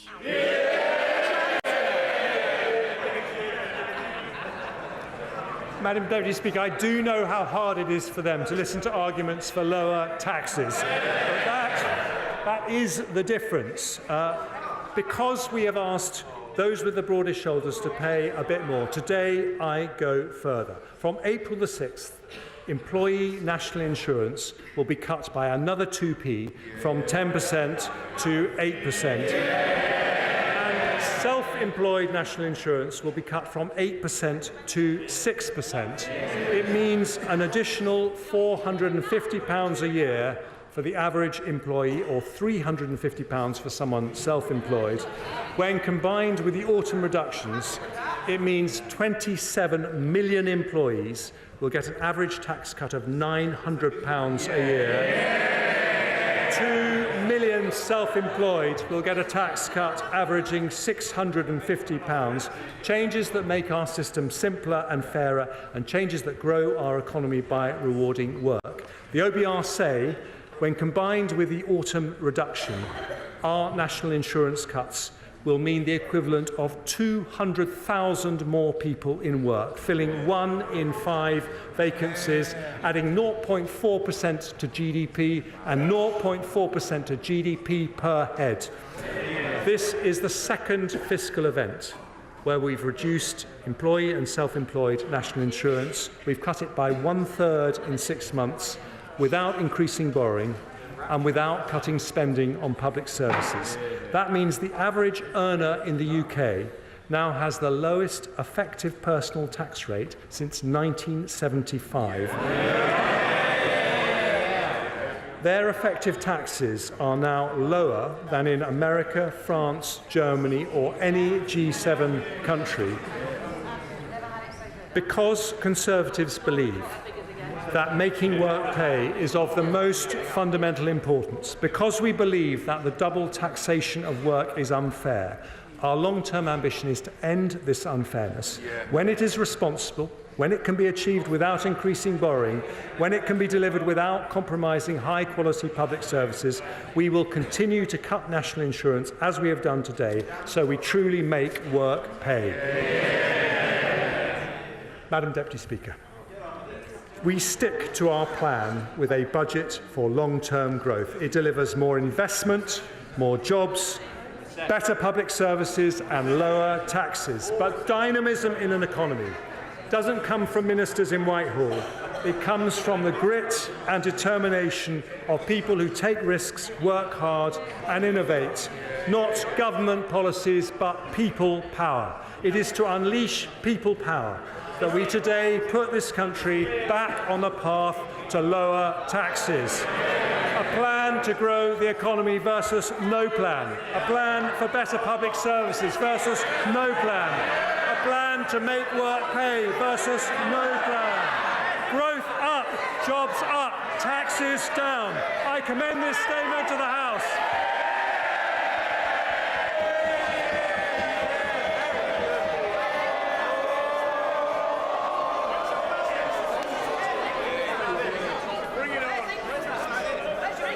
Order.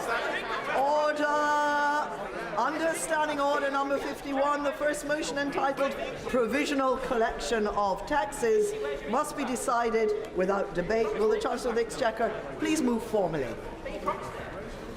The question is that pursuant to Section 5 of the Provisional Collection of Taxes Act 1968, provisional statutory effect shall be given to the following motions: stamp duty, land tax, first-time buyers relief, new leases acquired on bare trust, motion number 8. Stamp duty, land tax, registered providers of social housing, motion number 9.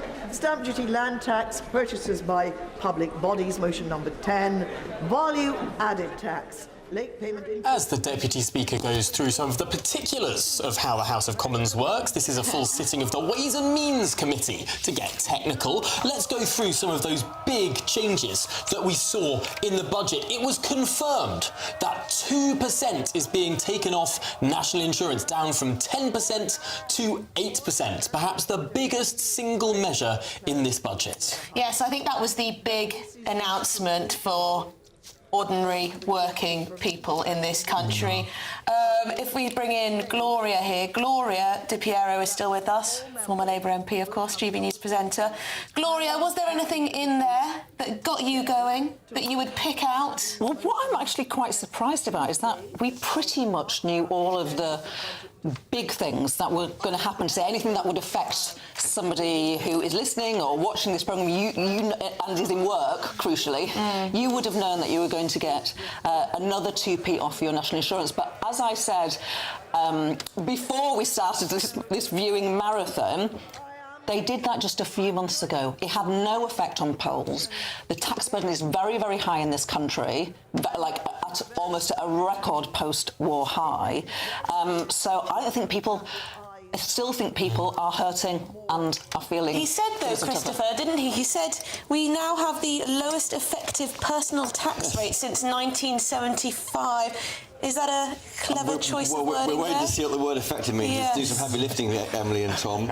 I was struck by the fact that he said we don't want to be dependent on migration 3 times in that speech. Yeah. That showed to me a direction of travel which we haven't heard from the Treasury before. They have relied a lot on net migration. And maybe a nod towards the pressure from the Reform Party about net migration. And it was so interesting when he referred to the growth uprating that he believes the cut in national insurance will deliver. He said growth per person, not growth overall. It will increase growth per person. A couple of rabbits we saw, though. Child benefit, that tax trap where if you earn over £50,000, any one of a couple earning over that, you lose your benefits immediately. But 249,000 don't lose it. Exactly. So the Chancellor announced that this would raise to 60,000 and then taper through to 80,000, so no tax trap there.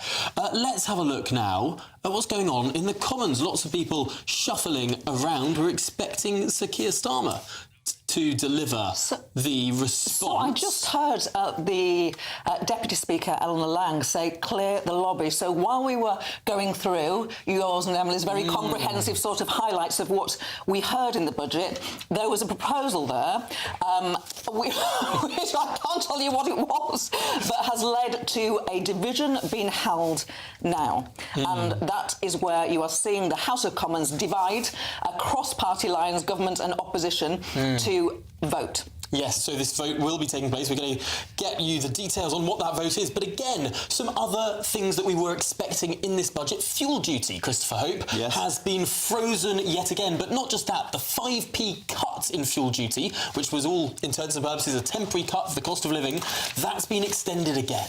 That's right, the 5p increase has not gone ahead, and he did name-check the Sun newspaper and others have helped with that. He also said how alcohol duty will be frozen again. And interesting, I've never heard them say before that would be an equivalent of taking 0.2% off inflation, because inflation is now such a political issue. It never used to be an issue, but it's interesting how it's anti-inflationary. And that's till February 25, so it was due to expire in August, so it's an extra 6 months for the freezing of alcohol duty. But we've spoken a lot about tax. There was also spending here, another $6 billion for the NHS. And Gloria, perhaps what was interesting here, normally when we hear about NHS spending, it's about more doctors, more nurses. This wasn't. This was about more tech.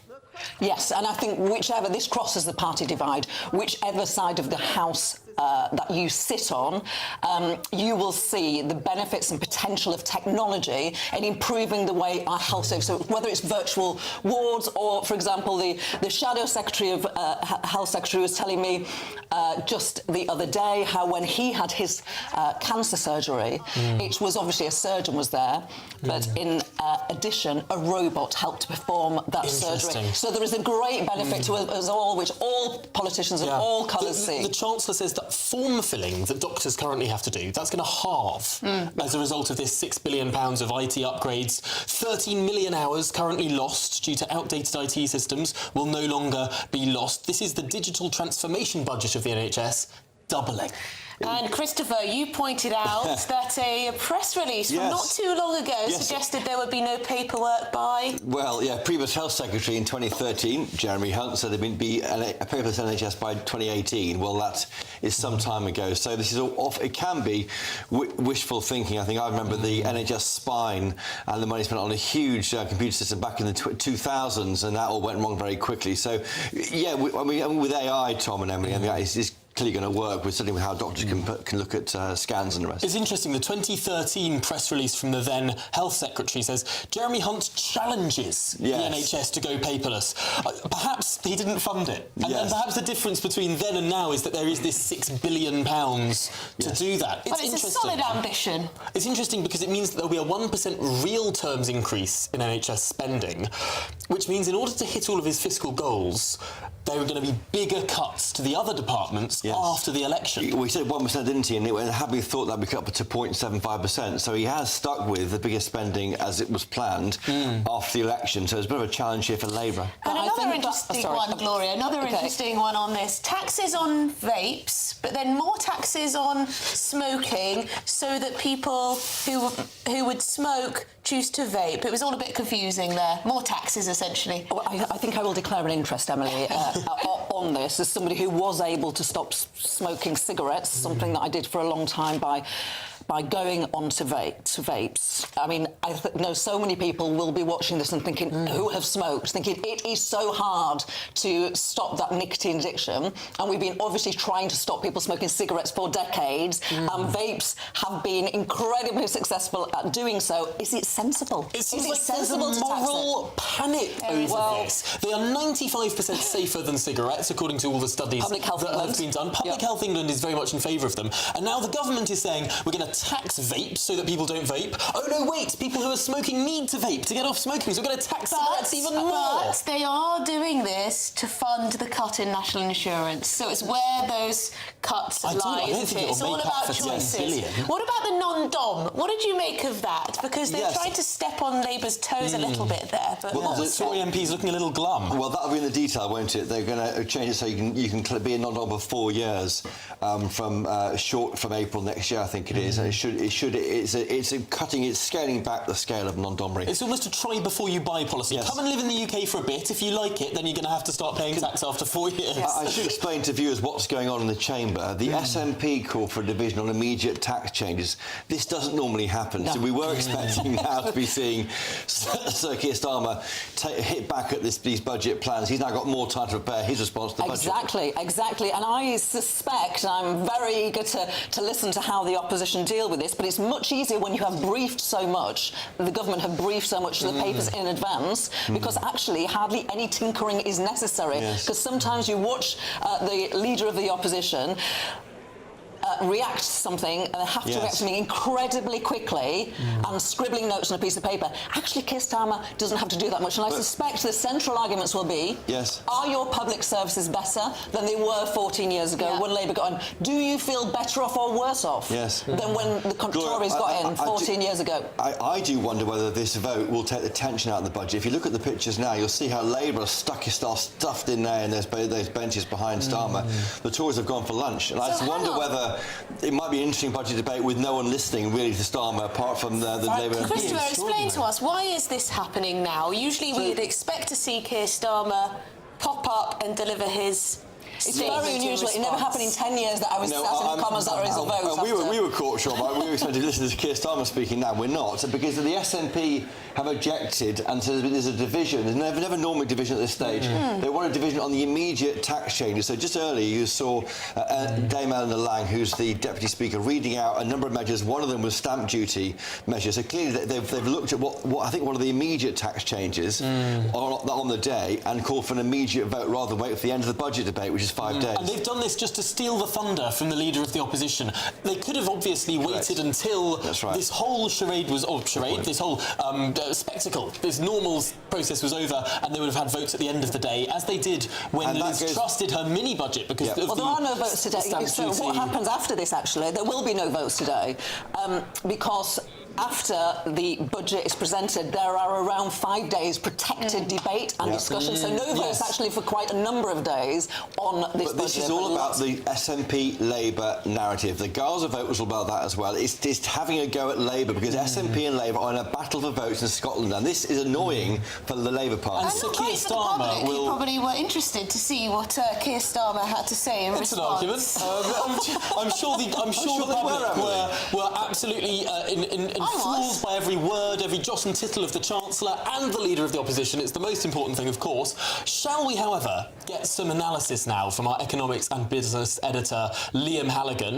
Liam, all the headline measures, pretty much as we expected, but there were one or two new things in this speech. There were one or two new things.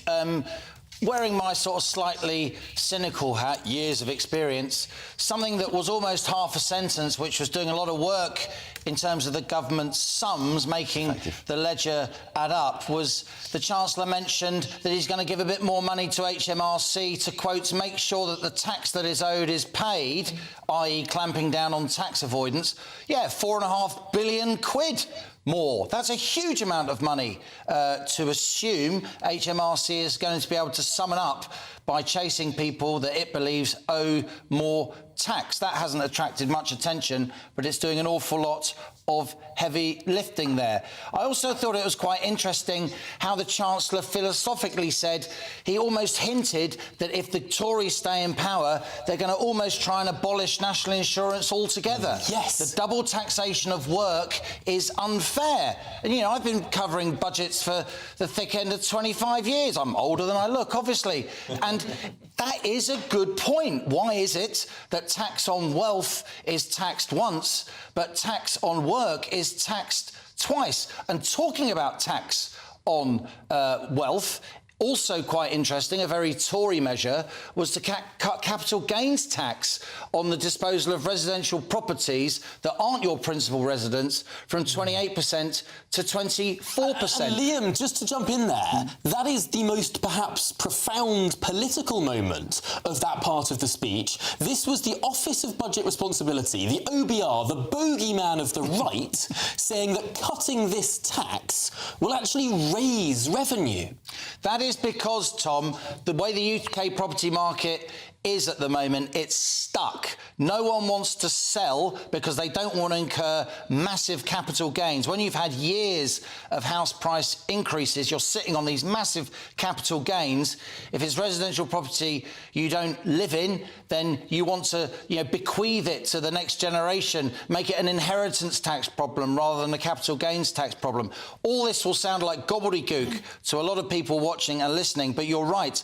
It's an important political and philosophical point. Here you had Jeremy Hunt and Rishi Sunak, two people who have been lampooned and derided by the right of their own party for not even being Conservatives. They've overseen the rise of the tax burden to the highest level in 70 years. How can they possibly be Conservative? They're saying we basically want to abolish national insurance and we are actually lowering taxation on wealth. They're not just Tory things to do, they are red in tooth and claw Tory things to do. This is a political fight back by Sunak and Hunt within their own political party. And I agree very much with Gloria, master as she is of parliamentary procedure and so on, given her long experience in the Commons. The fact that they've briefed all this out earlier, it does give Keir Starmer longer to respond. But Chris Hope also equally experienced, is right. This is really going to knock the Labour Party because the SNP are taking away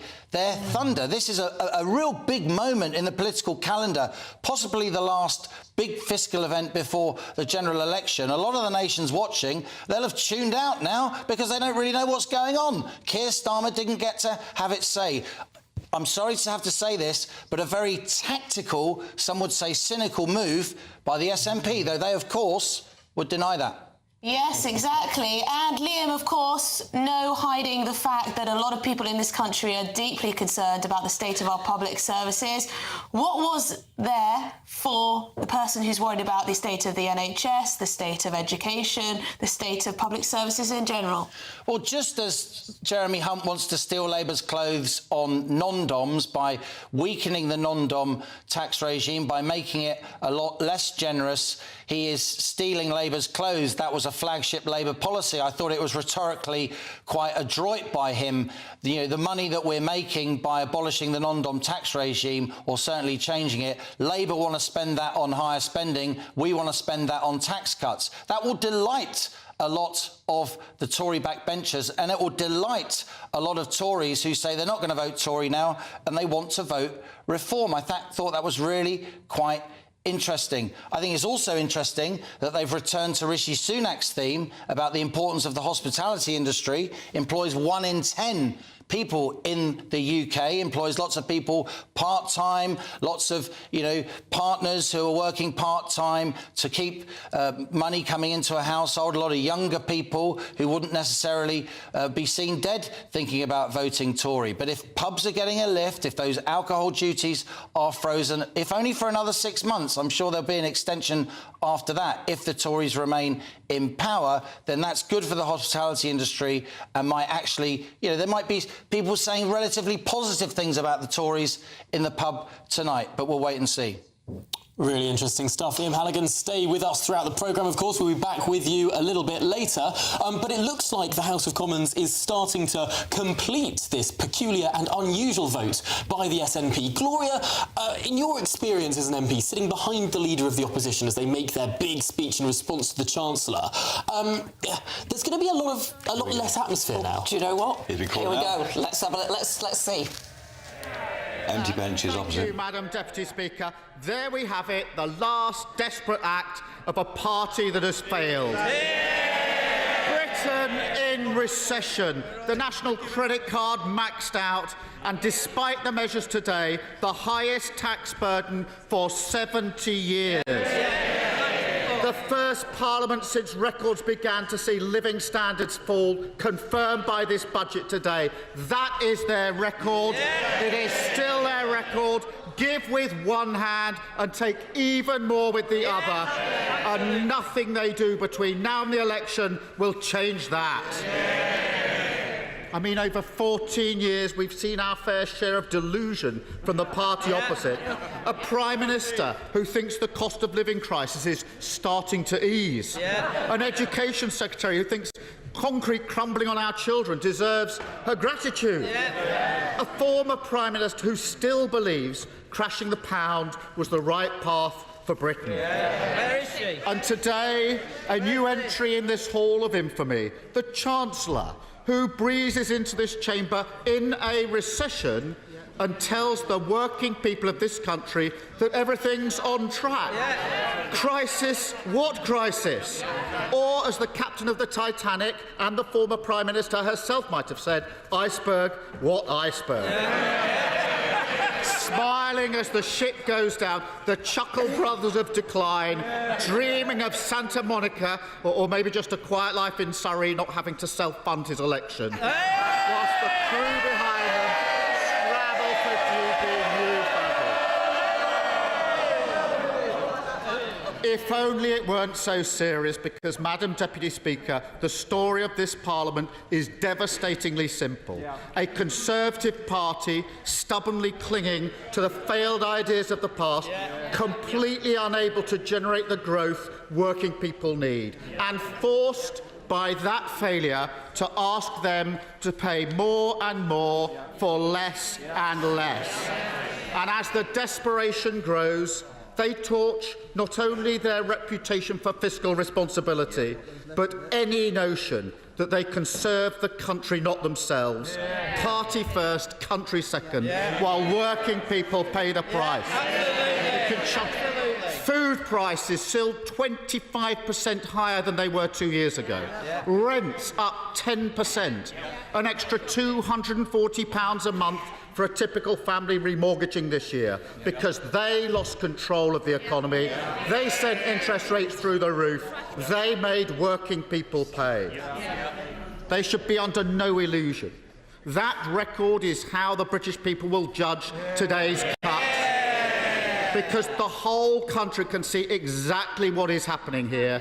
They recognise a Tory con when they see it, just as they did in November. Give with one hand, take even more with the other. Madam Deputy Speaker, people have been living through this nonsense for 14 years. They know the thresholds are still frozen, dragging more and more people into higher taxes. They know that a Tory stealth tax is coming their way in the shape of their next council tax bill. The Levelling Up Secretary has told not just this House, but every house in the country he's coming for their council tax. Give with one hand, gove in the other. But most insultingly of all, the British people know the only cause that gets this lot out of bed is trying to save their own skin. Take the desperate move after years of resistance to finally accept Labour's argument on the non-dom tax regime. Has there ever been a more obvious example of a government that is totally bereft of ideas? And if they're sincere in support of this policy now, then the question they must answer today is, why did they not do it earlier? Why did they not stand up to their friends, their funders and their family? Because if they had followed Labour's example, 3.8 million extra operations would have taken place by now. 1.3 million emergency dental appointments, 3 breakfast clubs for nearly 4.5 million children. But if instead this is just another short-term cynical political gimmick, then honestly, what is the point of them? What is the point of a party that is out of touch, out of ideas and nearly out of road? And we saw it last year as well, when only Labour's policies on the cost of living made the difference. For those opposite, now a little downbeat about another intellectual triumph for social democracy. I say get used to it, because with this pair in charge, it won't be long before they ask you to defend the removal of private school tax relief as well. But, Madam Deputy Speaker, the harder they try with cynical games like this, the worse it will get for them, because the whole country can see exactly who they are, fighting for themselves, politics not governing, party first, country second. Madam Deputy Speaker, because we have campaigned to lower the tax burden on working people for the whole Parliament, and we won't stop now, we will support the cuts to national insurance today. But I noticed this. In 2022, when the Prime Minister was Chancellor, he made this promise. I can confirm in 2024, for the first time, the basic rate of income tax will be cut from 20 to 19 pence. Having briefed that all week that an income tax was coming, that promise is in tatters today. And of course, we support the fresh investment in our NHS, although I have to note that the Chancellor, when he was Health Secretary 10 years ago, promised to make the NHS paperless by 2018.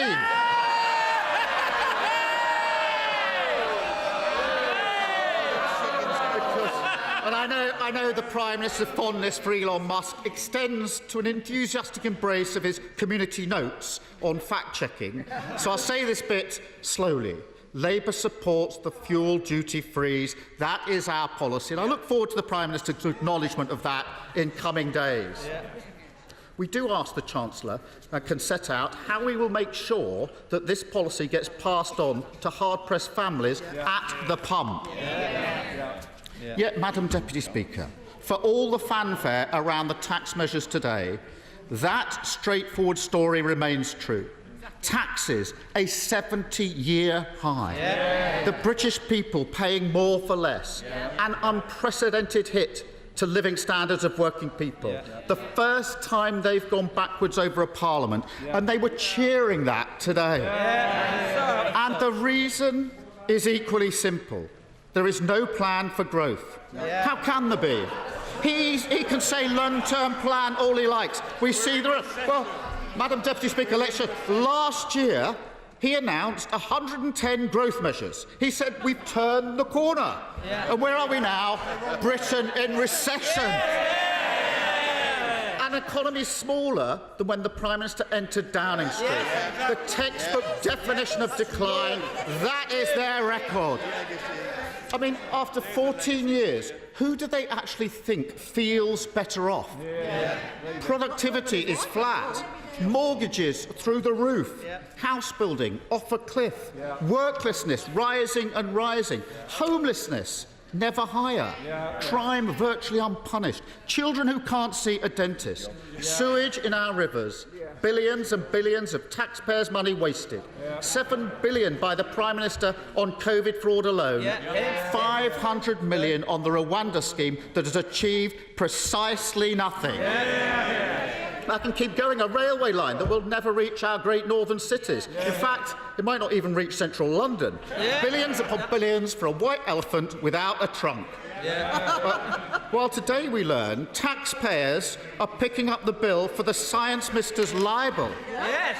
And all the time, one thing that is growing, the waiting list in our NHS, now nearly 8 million. They've had 14 years. 14 years. Running out of road. Madam Deputy Speaker, this is what decline looks like. And the complacency they've shown today, it takes your breath away. Britain deserves better than this. Britain deserves a real plan for growth, an end to 14 years of stagnation, wealth creation across the whole of the country, higher living standards for working people. This is the mission we need. But yet again, what we got was the same tired old formula, the sticking plasters, the chopping and changing, the party first, country second politics, with no repudiation of the utterly discredited idea that economic growth is something the few gift to the many. But even then, Madam Deputy Speaker, I think his backbenchers are owed an explanation. Because when the Chancellor says Britain has grown more quickly than countries like Germany over the last 14 years, I'm sure they will be shocked to learn that this is a statistical sleight of hand. And when it comes to GDP per capita, in other words, the growth that makes the difference to the pockets of working people, their record is much worse. Indeed, in per capita terms, our economy has not grown since the first quarter of 2022, the longest period of stagnation Britain has seen since 1955. In fact, the Chancellor invited us to look at those figures. The OBR says GDP per capita will be 0.75% lower in 2028 than was they forecast in November of last year. That was the number he said we should watch. 0.75% lower in 2028. And they can call this a technical recession. But there's nothing technical about working people living in recession for every second the Prime Minister has been in power. This is a Rishi recession. And if the party opposite really wants to know what hides in the Chancellor's spreadsheets, then they will see that it's only the record levels of migration they have delivered which has prevented an even deeper decline. And that is the record they must stand on at the election. Because while on these benches we do not demean for a second the contribution migrants make to a thriving economy, it is high time the party opposite was honest with the British public about the role migration plays in their economic policy. Because right now, in terms of growth, that is all they have. There is nothing else. No plan to get Britain building again with a reformed planning system. No ambition to invest in clean British power for cheaper bills and energy security. No inclination to move away from insecure, low-paid jobs and strengthen employment rights so we can finally make work pay. Madam Deputy Speaker, where is the urgency on affordable housing? How can they look at Britain now and not see this as a massive priority? Never again will they be allowed to pose as the party of home ownership and aspiration. I have to say, given the disaster that's befallen his childcare plans, perhaps that's for the best. Because, Madam Deputy Speaker, the cost of childcare is a huge challenge for millions. Parents need him to deliver on his promise. And it seems the Chancellor's been taking lessons on marketing from the Willy Wonka experience in Glasgow. All is not as it seems. And with just over 3 weeks to go, he has to come clean. Because up and down the country, parents need to know, will they get their entitlement in April, or is it just another of their reckless promises on governing? Headlines over delivery, promises without plans. Policies that unravel at the first contact with reality. The lesson crystal clear that those who broke our economy cannot be trusted to repair it. The Tory credit rating is 0. It's time for change with Labour. And that's what today's budget should have been about. A last chance for the government to show it understands the economic reality of our volatile world. That global supply chains can be weaponised by tyrants like Putin, that a sticking plaster approach to public investment will cost Britain more in the long run, and that trickle-down nonsense means working people pay the price. It could even have been a moment of contrition, a reflection on their fiscal recklessness, an apology, perhaps, for the ridiculous chaos they've inflicted on businesses, communities and investors in this country. And yet still no sustainable industrial strategy, still no national wealth fund to crowd in private investment, still no urgency on speeding up critical infrastructure projects, and no recognition that they have left our standing as a country that always keeps its promises in tatters. And if they don't like that accusation, then look no further than the grotesque spectacle of ducking their responsibility to the victims of infected blood and Horizon scandal. One of the greatest miscarriages of justice in our nation history. Those were the Prime Minister's words just 2 months ago. Today, justice kicked beyond the general election.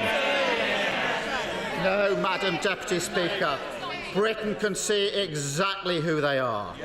And the reality is there is no path to economic stability, no way to a calmer, less chaotic politics with the party opposite in power. Because chaos is now their worldview, a mindset that sees Britain's problems as opportunities they can exploit. Whether, like the Chancellor, that's out of desperation because they can't solve them, or whether, like the members for Fareham or South West Norfolk, they have no intention of solving them whatsoever. For a party this weak and divided, the end result is always the same. A vicious downward spiral. Chaos feeding off decline, decline feeding off chaos, while working people pay the price. The British people know this will not stop. 5 more years and it will only get worse. There will be no change of direction without a change of government. And that leaves Britain a nation in limbo, unable to shake off the Tory chaos that dragged us into recession and loaded the tax burden onto the backs of working people and maxed out the nation's credit card.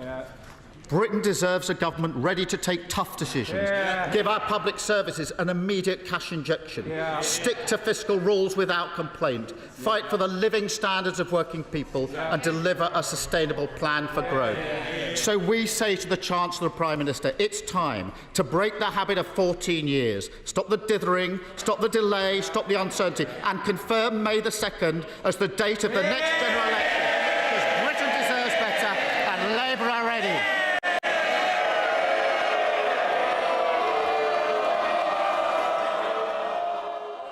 Well, there we have it. The Leader of the Opposition speaking to an unusually empty House of Commons, thanks to the jiggery-pokery of the SNP and that surprise division, that surprise vote that we saw in the House of Commons interrupting the flow of normal proceedings.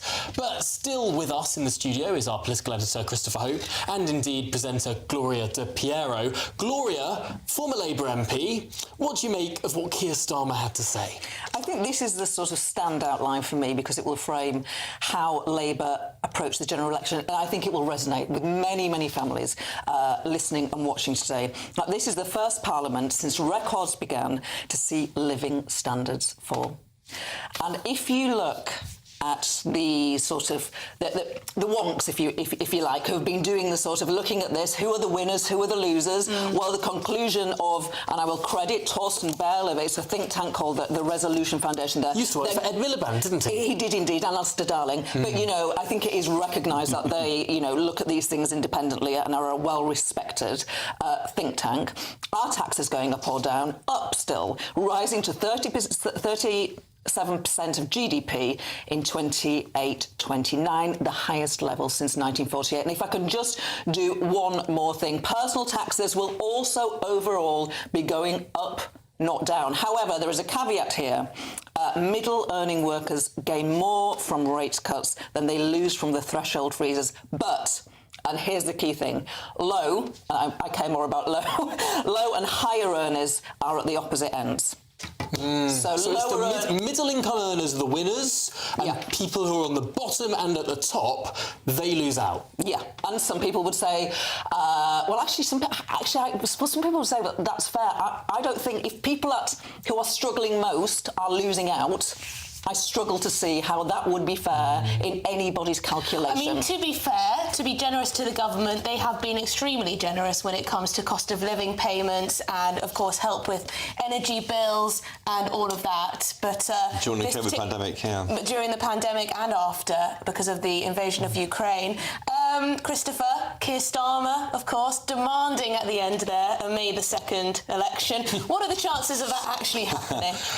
I think very small. I mean, no one I'm talking to in government or the Tory MPs backbenchers expect there to be an election in May the 2nd. The date to look out for is March the 26th. That is the date by which they must call the election for May the 2nd. I just don't see it happening. I think Labour are trying to set up the Tory government for not doing it and then accuse them of squatting in office through the summer. It's quite a clever political move, but nothing more than that. I was struck there by some forecasts in the OBR, which you've got in front of you, the forecast there, Tom, the Office of Budget Responsibility. They're now saying that they are expecting net migration to be 315,000 for the foreseeable future, up from 245,000 a year, which is a lot. And given you had the chance to twice or three times there say that net migration would not be used to drive economic growth, that is surprising. Although it is a cut from where migration is right now. But as a run rate, you see, for the OBR to say that, they normally say 245,000 as where we need to get to as a country, but to increase that by 30%. Yes. Goes against what the... Although, of course, net migration last year was, where was it, 800,000? 745,000. So still falling by hundreds of thousands, but by not falling as much as the previous estimates suggested. Yeah, and it includes the measures brought in by James Cleverly to stop family members coming over, limit visas going to some groups of migrants coming here. Shall we get to some views? Lots of people getting in touch about the budget statement, of course, but also Keir Starmer's response. David says, from Lincolnshire, he says, Starmer calling out Hunt for the state of the economy when he wanted people like Jeremy Hunt to lock down harder and longer after shutting the economy down. Lots of people have not forgotten that, yes, the Labour Party were angling for longer lockdowns. I know this is a sort of line that is repeated and repeated.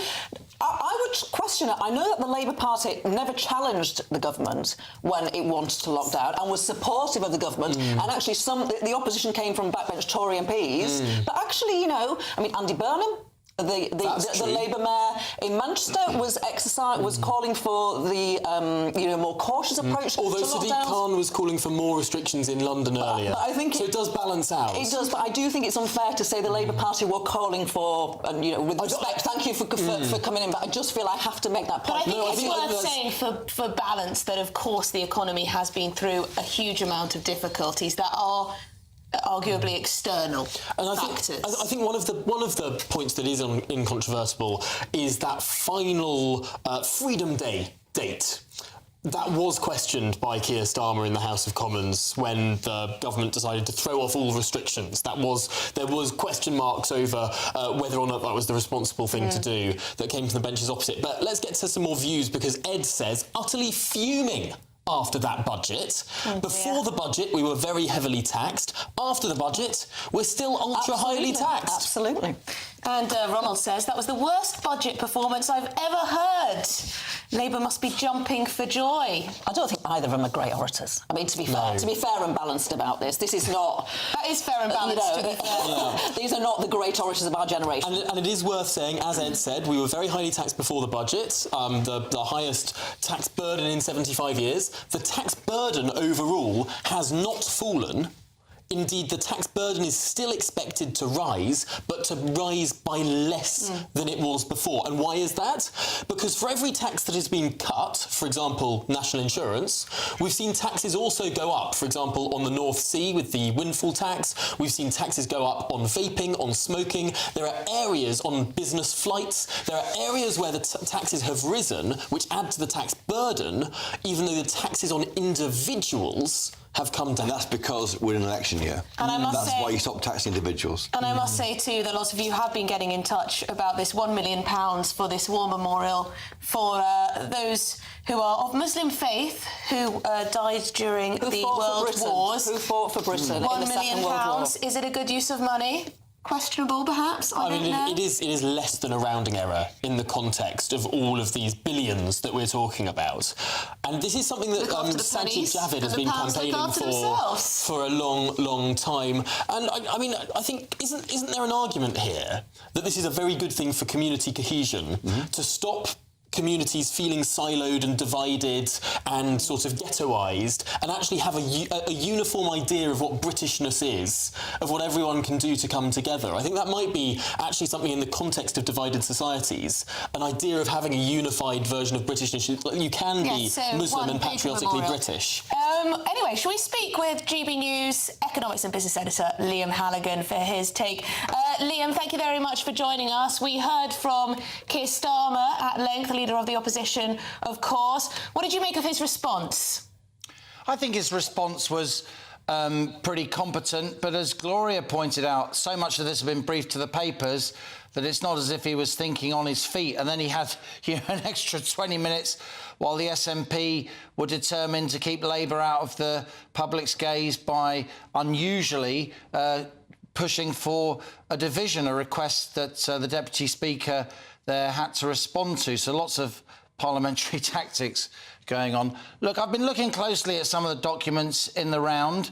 I think the numbers do just about add up, though I would say, as I said in my immediate response, there's a £4.5 billion wodge of tax avoidance, money that the Chancellor thinks HMRC are going to rustle up by chasing taxpayers who they think owe more. That's doing quite a lot of heavy lifting when you think that 1p of that 2p of national insurance reduction is 5 billion. If 4.5 billion of that amount is going to come from clamping down on tax avoidance, that's a big risk, actually, with the fiscal numbers. I thought there was quite a lot of philosophical pushback from Hunt and Prime Minister Rishi Sunak. This was very much a double-act budget, of course. You had a former Chancellor Prime Minister, a relatively recent former Chancellor Prime Minister, working with the Chancellor, and they were like signalling to their own side, weren't they, saying, we are real Conservatives. I know we've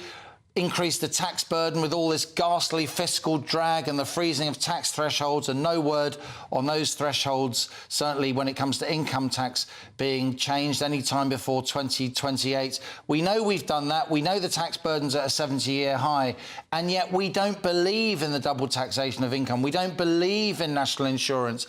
We've taken it from 12p in the pound to 10p. Now we're taking it to 8p, and we're going to go further as and when we can.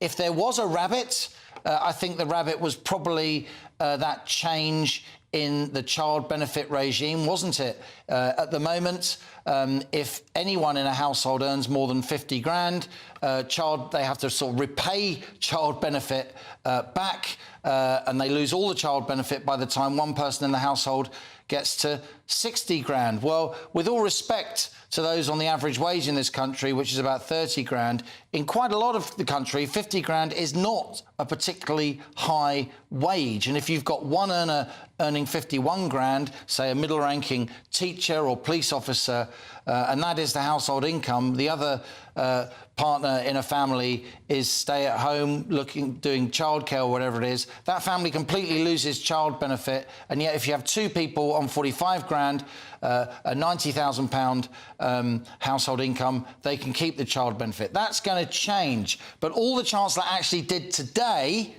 this is probably his last big budget before the next election, all he actually did today was raise that threshold from 50 to 60 grand, saying that over the time he's going to delay, because it's going to take time, HMRC looking closely at household incomes, to have a complete root and branch change in the child benefit regime. So it was kind of a half rabbit, or even the promise of a half rabbit, rather than a full fat furry rabbit that we'd normally expect in a budget just before an election. A full fat furry rabbit, amazing. Liam Halligan, thank you very much for bringing us all of that. You heard it here first, eh? Yes, no, a skimpy rabbit, not a fulfilling rabbit. I do just want to bring a bit of news. We've had word from the leader of the Scottish Conservative Party, also an MP, Douglas Ross. Now, he says that there are many elements of the budget that he supports, but he's deeply disappointed about the decision to extend that windfall tax on North Sea oil and gas for a further year. He says that while he'll be voting for the budget, there's separate legislation to extend that windfall tax, and he's going to vote against it. Well, I can see why. Yeah, I mean, he's an Aberdeen... in Scotland. It's a huge industry in Scotland. It's a huge industry for the UK as a whole, and there are many people on the, not even just the Conservative side of politics, the SNP leader in the Commons, Stephen Flynn, was saying much the same thing. Extending this windfall tax is bad for business, bad for growth, but it's something that the Chancellor has chosen to do. And also a reminder, Tom, there's an election this year. He's got to win the support of people in his local community, and if that means voting against the government on the budget or bits of the budget, no problem here. And often you do see divergence away from the English Tories and the Scottish Tories. There's a bit of movement and looseness in that relationship. And it's really shows the strength of our constituency system, actually, that actually in some elements, when push comes to shove and you see a policy which, even if it's proposed by your side of the House, you think that's going to hurt the people I represent, then you're willing to. Did you ever vote against your own government? I never backed a second referendum. You know that madness when the Labour Party kept trying to get people to vote against on the Brexit. Who was it that came up with that?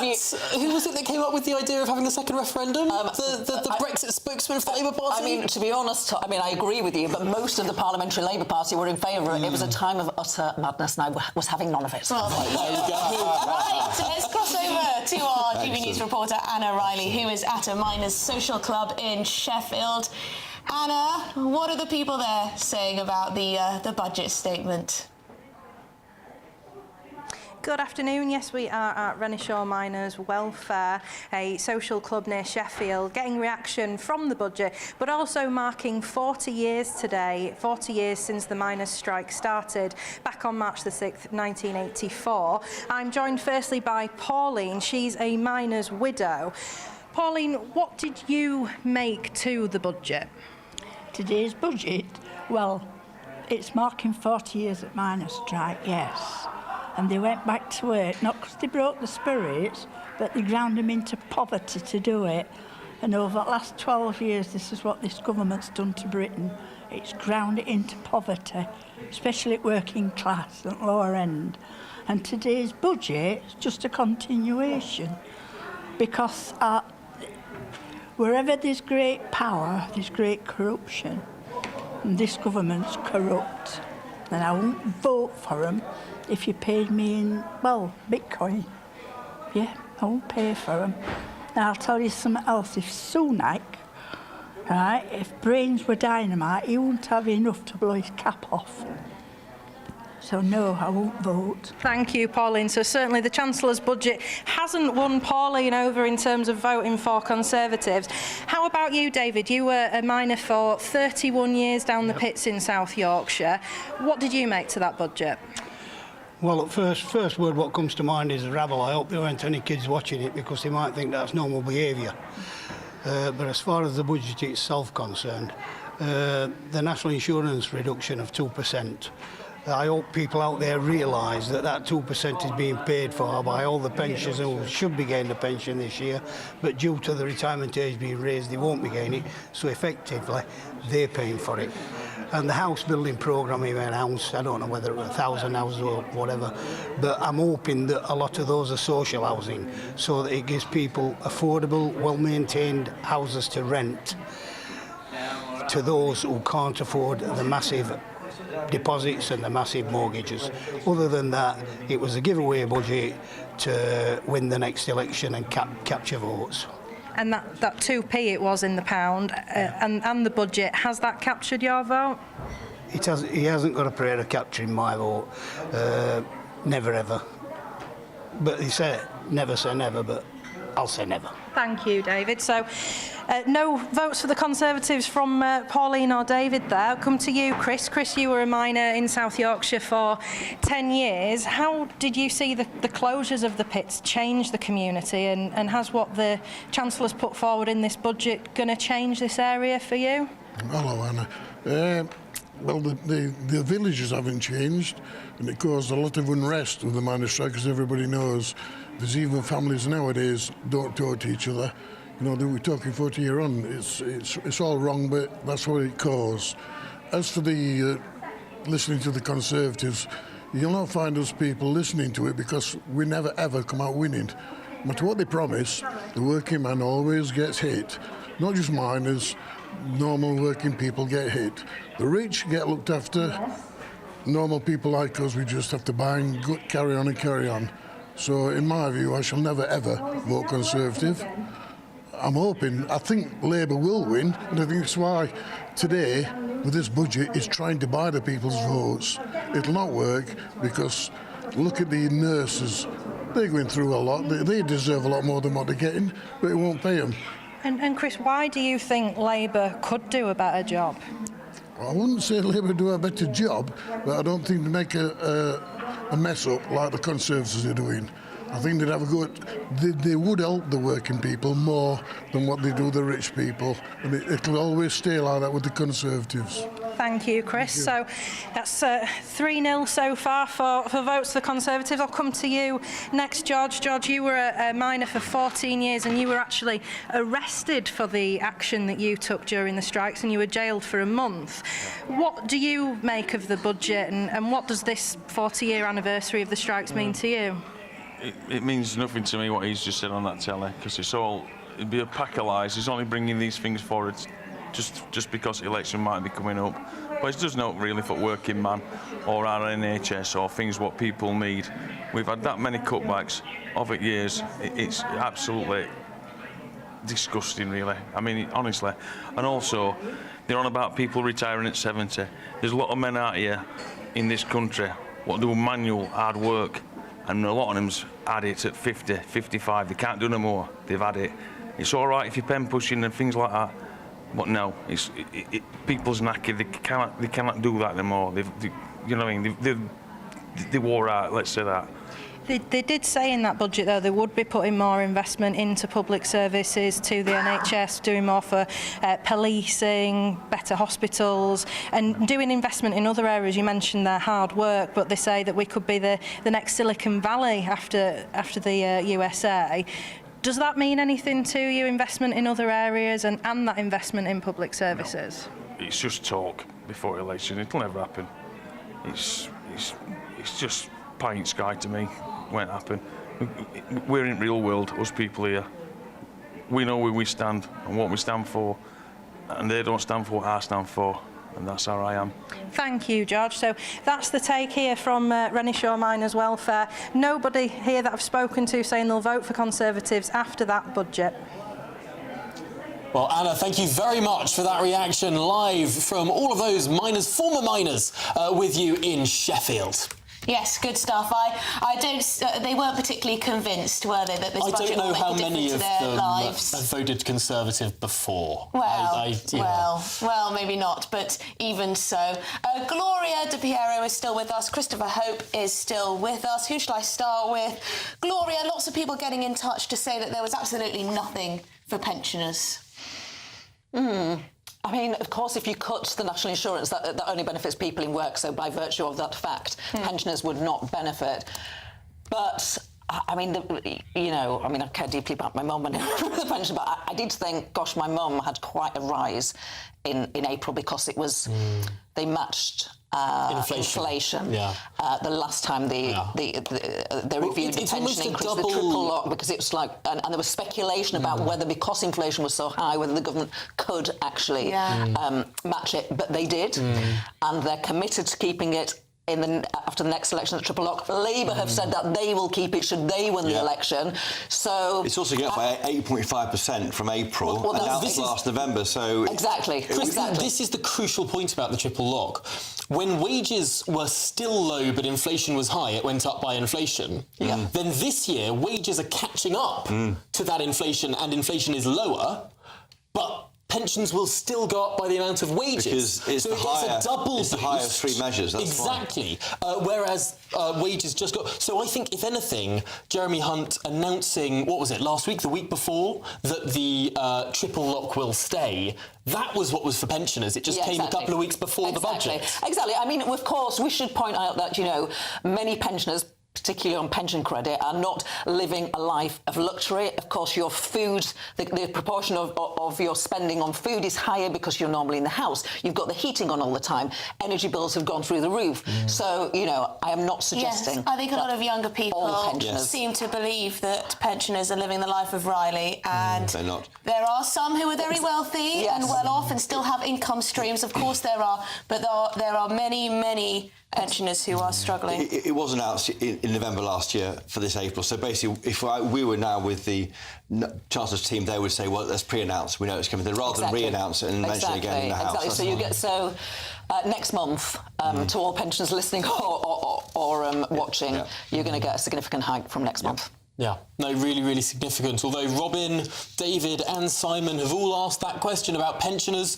Peter says, that's it. As a pensioner, I won't be voting Tory again. Simon says, as a lifelong Tory, I'm 73, I will this time not be voting Tory again. Who are you voting for? So who's that? What's Simon? Simon. I'd love to know who Simon's going to be switching to. I don't know why they're not voting Tory, given they are getting an £800-900 a year increase. Do you know, maybe Jeremy Hunt missed a trick. Maybe he had to reiterate that fact, that the amount that is being spent on uprating pensions by inflation or average wages or 2.5%, whichever is highest. How about Jimmy? He says, I don't drink, I don't smoke, absolutely nothing in the budget for me, despite the fact I pay thousands in tax each year. This is a problem for the government. Many people see all of that tax coming out of their payslip every month and whatever else tax that they're paying, and they wonder, with the state of public services, where is it? It depends on Jimmy. Thank goodness the gentleman doesn't smoke, because actually you're being whacked. If you are a cigarette smoker, you've been absolutely whacked again, and it's very regressive actually, because it's actually poorer people who are more likely to smoke. But the paternalists think, we need to protect Jimmy, them. You say that there's absolutely nothing in this budget for you.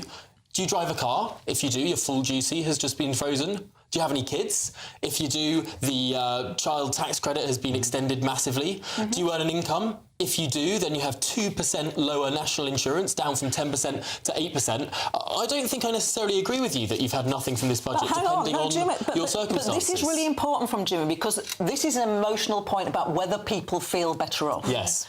And, the objective facts are, and I started off by saying it, and I will say it again, that this is the first Parliament since records began that living standards have fallen. And so, whatever happens, whatever the sort of, the numbers or the rhetoric in a budget statement, it's how do people feel? And they feel worse off. The Tories are doing their best. They are cutting national insurance by 4% in 3 months.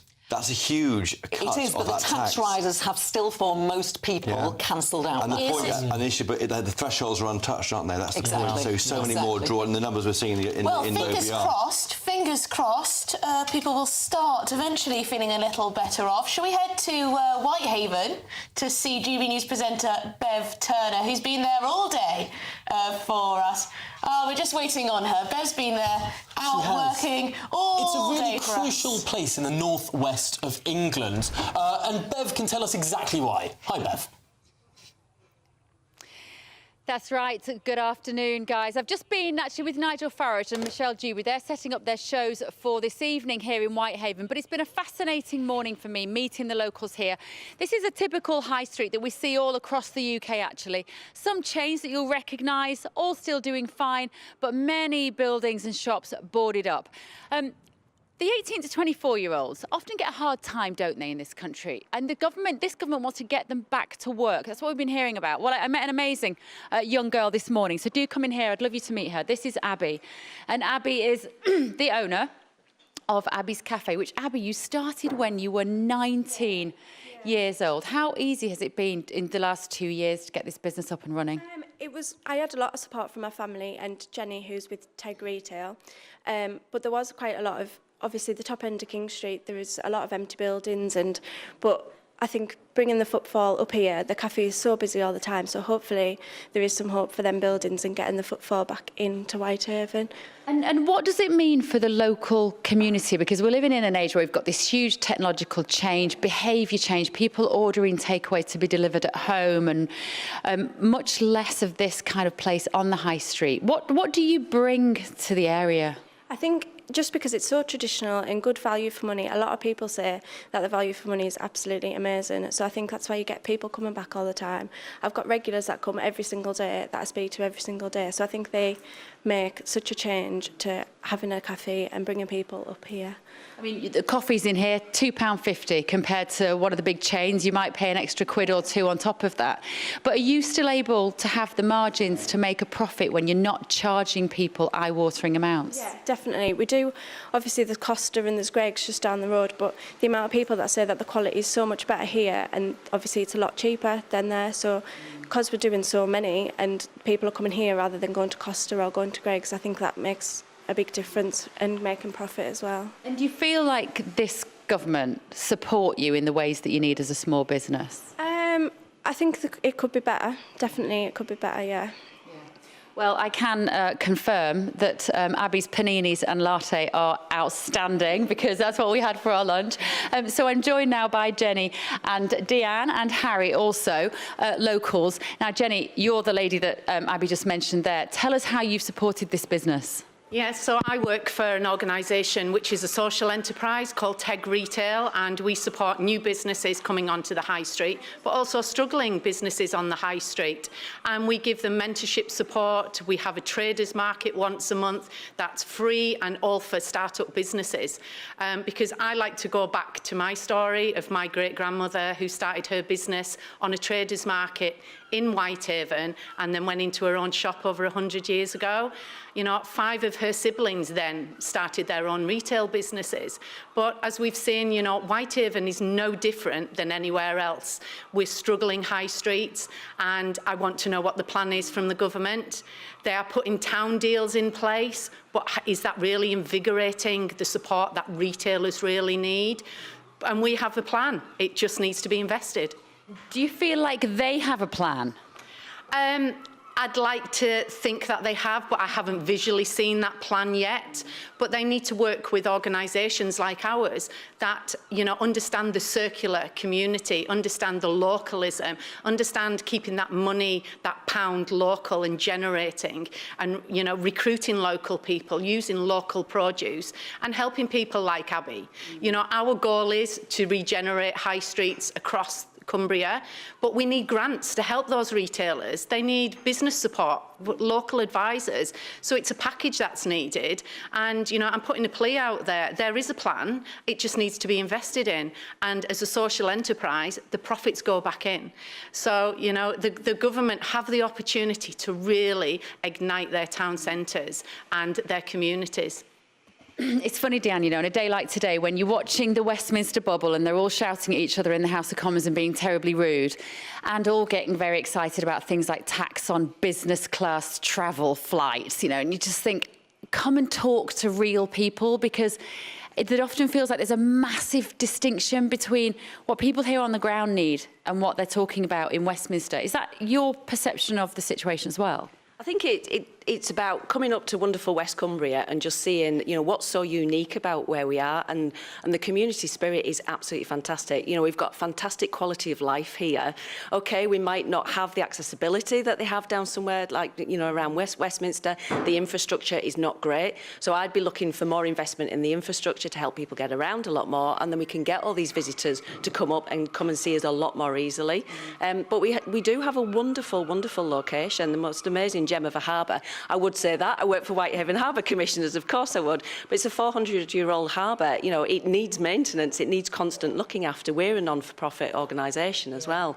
And but we run a retail part of the business too, so we have the rum story. So we've been looking at, you know, what's coming out of the business for that around, you know, the alcohol duty. So, you know, that's good, definitely good on that respect. But it just seems to be a budget of a little bit of something and not a massive amount. And I think it's lip service, and that's the thing. I think we need more investment with grants and subsidies and things that are really going to revitalise the high streets. And I think stop banging the drum for what the high street used to be. It's not going to be that again. So it's work with the really great organisations who know their areas the best, who know what they need to deliver, but we can't do it alone. You know, we're all too small, so we need to work together, we need to collaborate. We can't do it in silos. But that's interesting, because it sounds like you're saying we've got to give up on the traditional high street, and maybe that's a little bit what Jenny was saying about what is the plan? Let's talk about the bigger picture. Where do we go with these changes? So what do you mean by that when you say we're not going to have the same high street again? Well, I don't think you're ever going to go back to what used to be a high street in the 70s, the 50s, the 40s, the 30s, but they can be revitalised. They can be revitalised in different ways. So you still have the fantastic cafes and the boutique shops and the independents, but then make them hubs again. You know, look at the traditional services, a lot of things that are out of town, bring them back into town, give people a reason to come into town and stay, and then visit the shops and everything else that comes with it. Well, Harry, talking of change, you will have seen many changes over the years in this area. Your grandfather, I believe, was one of the significant contributors to the original infrastructure here. Yeah, he built the market hall. Sorry, yeah. And I can remember going to school. The harbour was all coal and railway lines, and I walk around the harbour every day. And I was talking to two ladies the other day, and one was from the Isle of Wight and one was from Devon, and we were looking for the toilets. So I took them round to the market hall, and I was talking to a lady from Milton Keynes another day, and they all said, it's beautiful, we're coming back. It is beautiful. And, I mean, one week there was 2 German camper vans, and Belgian camper van. So you think tourism might be one of the keys to reviving this area? Yes, and there was 3 people talking on the harbour side one day, and they were discussing the brown water, and I said, oh, that's terrible. I said, before long there'll be buzzing people in to see it. And he burst out laughing. He says, there's 2 here already. Well, I've met amazing people here today, actually. It's got a lovely community feel here in Whitehaven, and people who are prepared to work hard. That's what's come across. People who want to work, want to make their businesses profitable, and are happy to put the time in to do so, but they don't feel they're quite getting the government support that they need in the right areas. Back to you guys.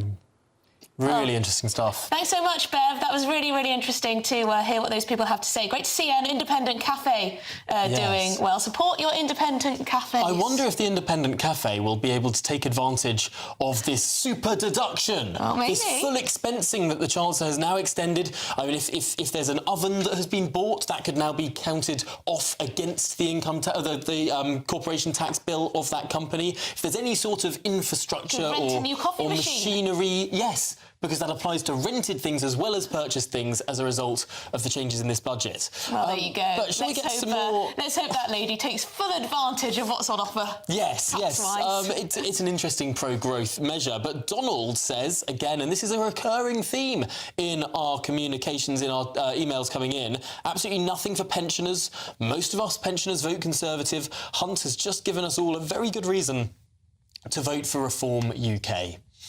Well, there you go. Lots of Conservative voters moving to Reform. I think there is actually genuinely this problem of the Chancellor in his communication, because he didn't reiterate that fact that the triple lock for pensions has gone up. And perhaps if he had done, pensioners listening would have thought, oh, hang on, there's actually quite a bit being spent here, quite a bit more being spent compared to the year before.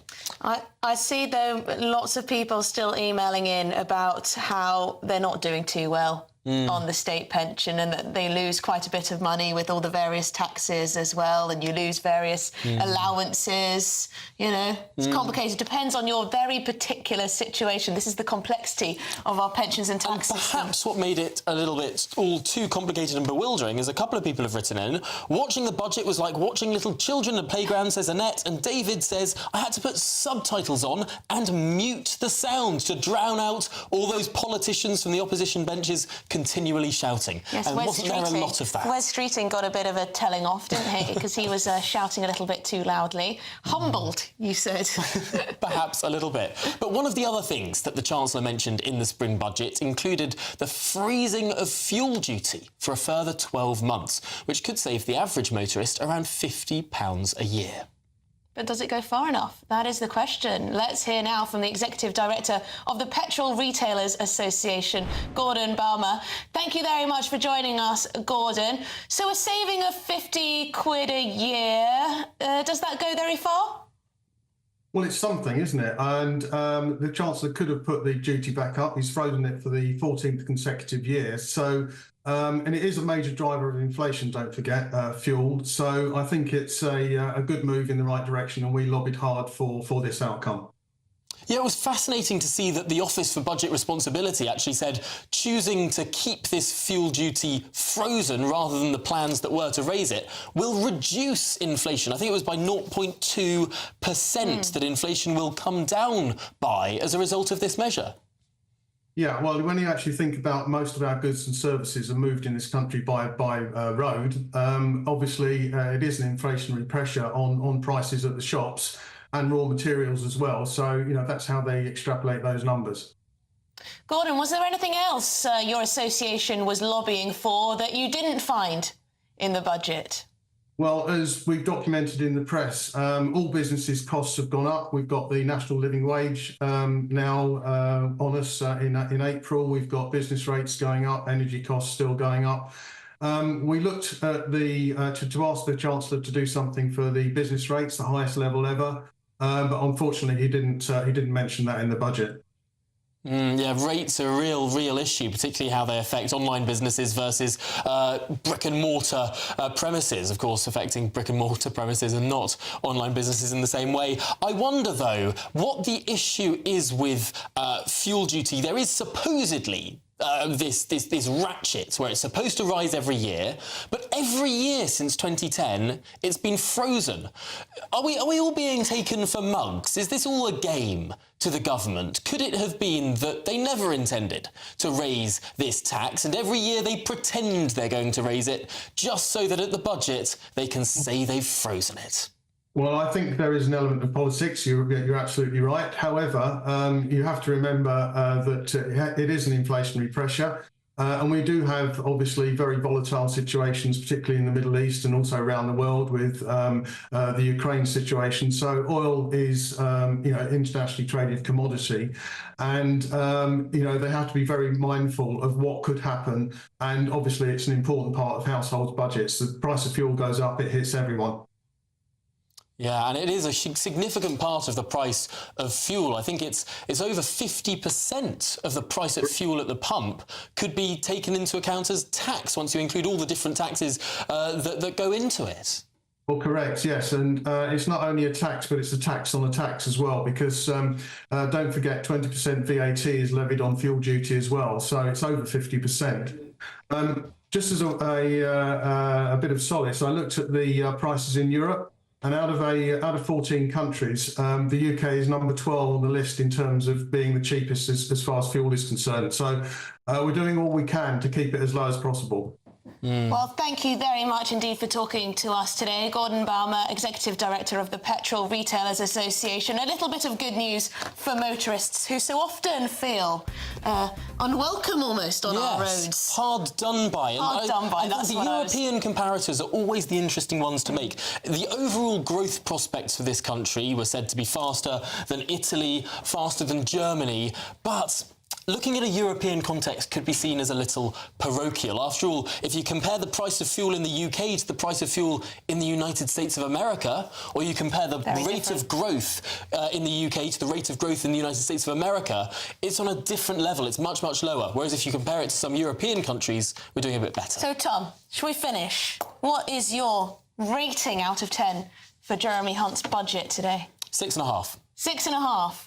OK, well, I'll go for a 6. A 6. Why do you say a 6? I say a 6 because it depends which angle you want to take, because I don't think there was that much in there that will genuinely improve people's quality of life. I was excited. My half perhaps comes from this ambition, this future project that I really hope will be seen through, which is to abolish national insurance contributions altogether. It's frankly bonkers that we have two parallel taxes on our income in this country. They're taxes on jobs, they reduce productivity, they reduce employment, they're bad for growth. Why do we have both income tax and national insurance? Yes, but he knows... Progressively over time getting rid of national insurance so there's just one tax on income, so much more sensible. But why, if they think it's such a great policy, if the Conservatives think it's a good one, then why has it not been done? I think they have... Why has it not been done? You can say it now before an election. But haven't we seen this? The two cuts in national insurance, 10 billion apiece, in this budget, but also in the autumn statement. That's equivalent to one of the trust tax cuts, but they didn't do it all in one go. They did it in stages.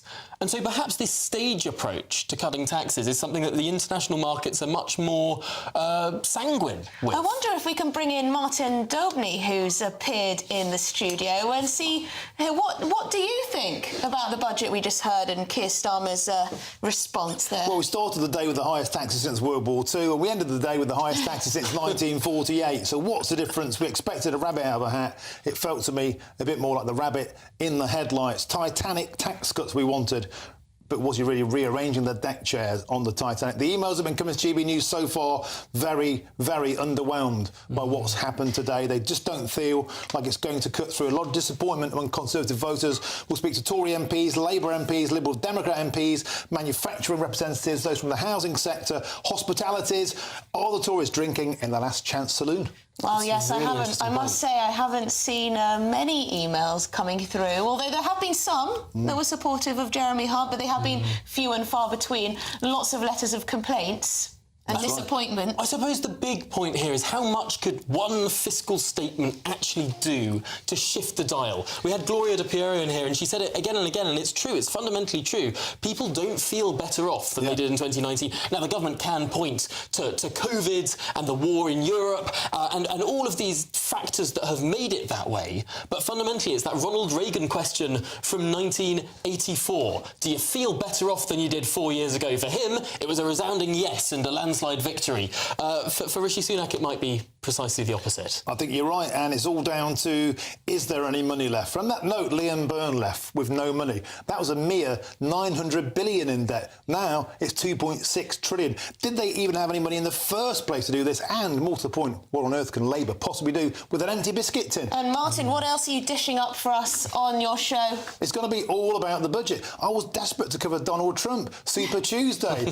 Who can stop him? The answer looks like absolutely nobody, but we've got so much budget stuff, it's back to back, and of course real people. What does it mean to punters out there in GB Views land? We want to know their stories. Do they feel better off? I think you're right, I don't think they do. No, well, getting across the country is all what GB News is about. Looking forward to seeing all of those views come in from across the nation, but that's up with Martin after us. That's it.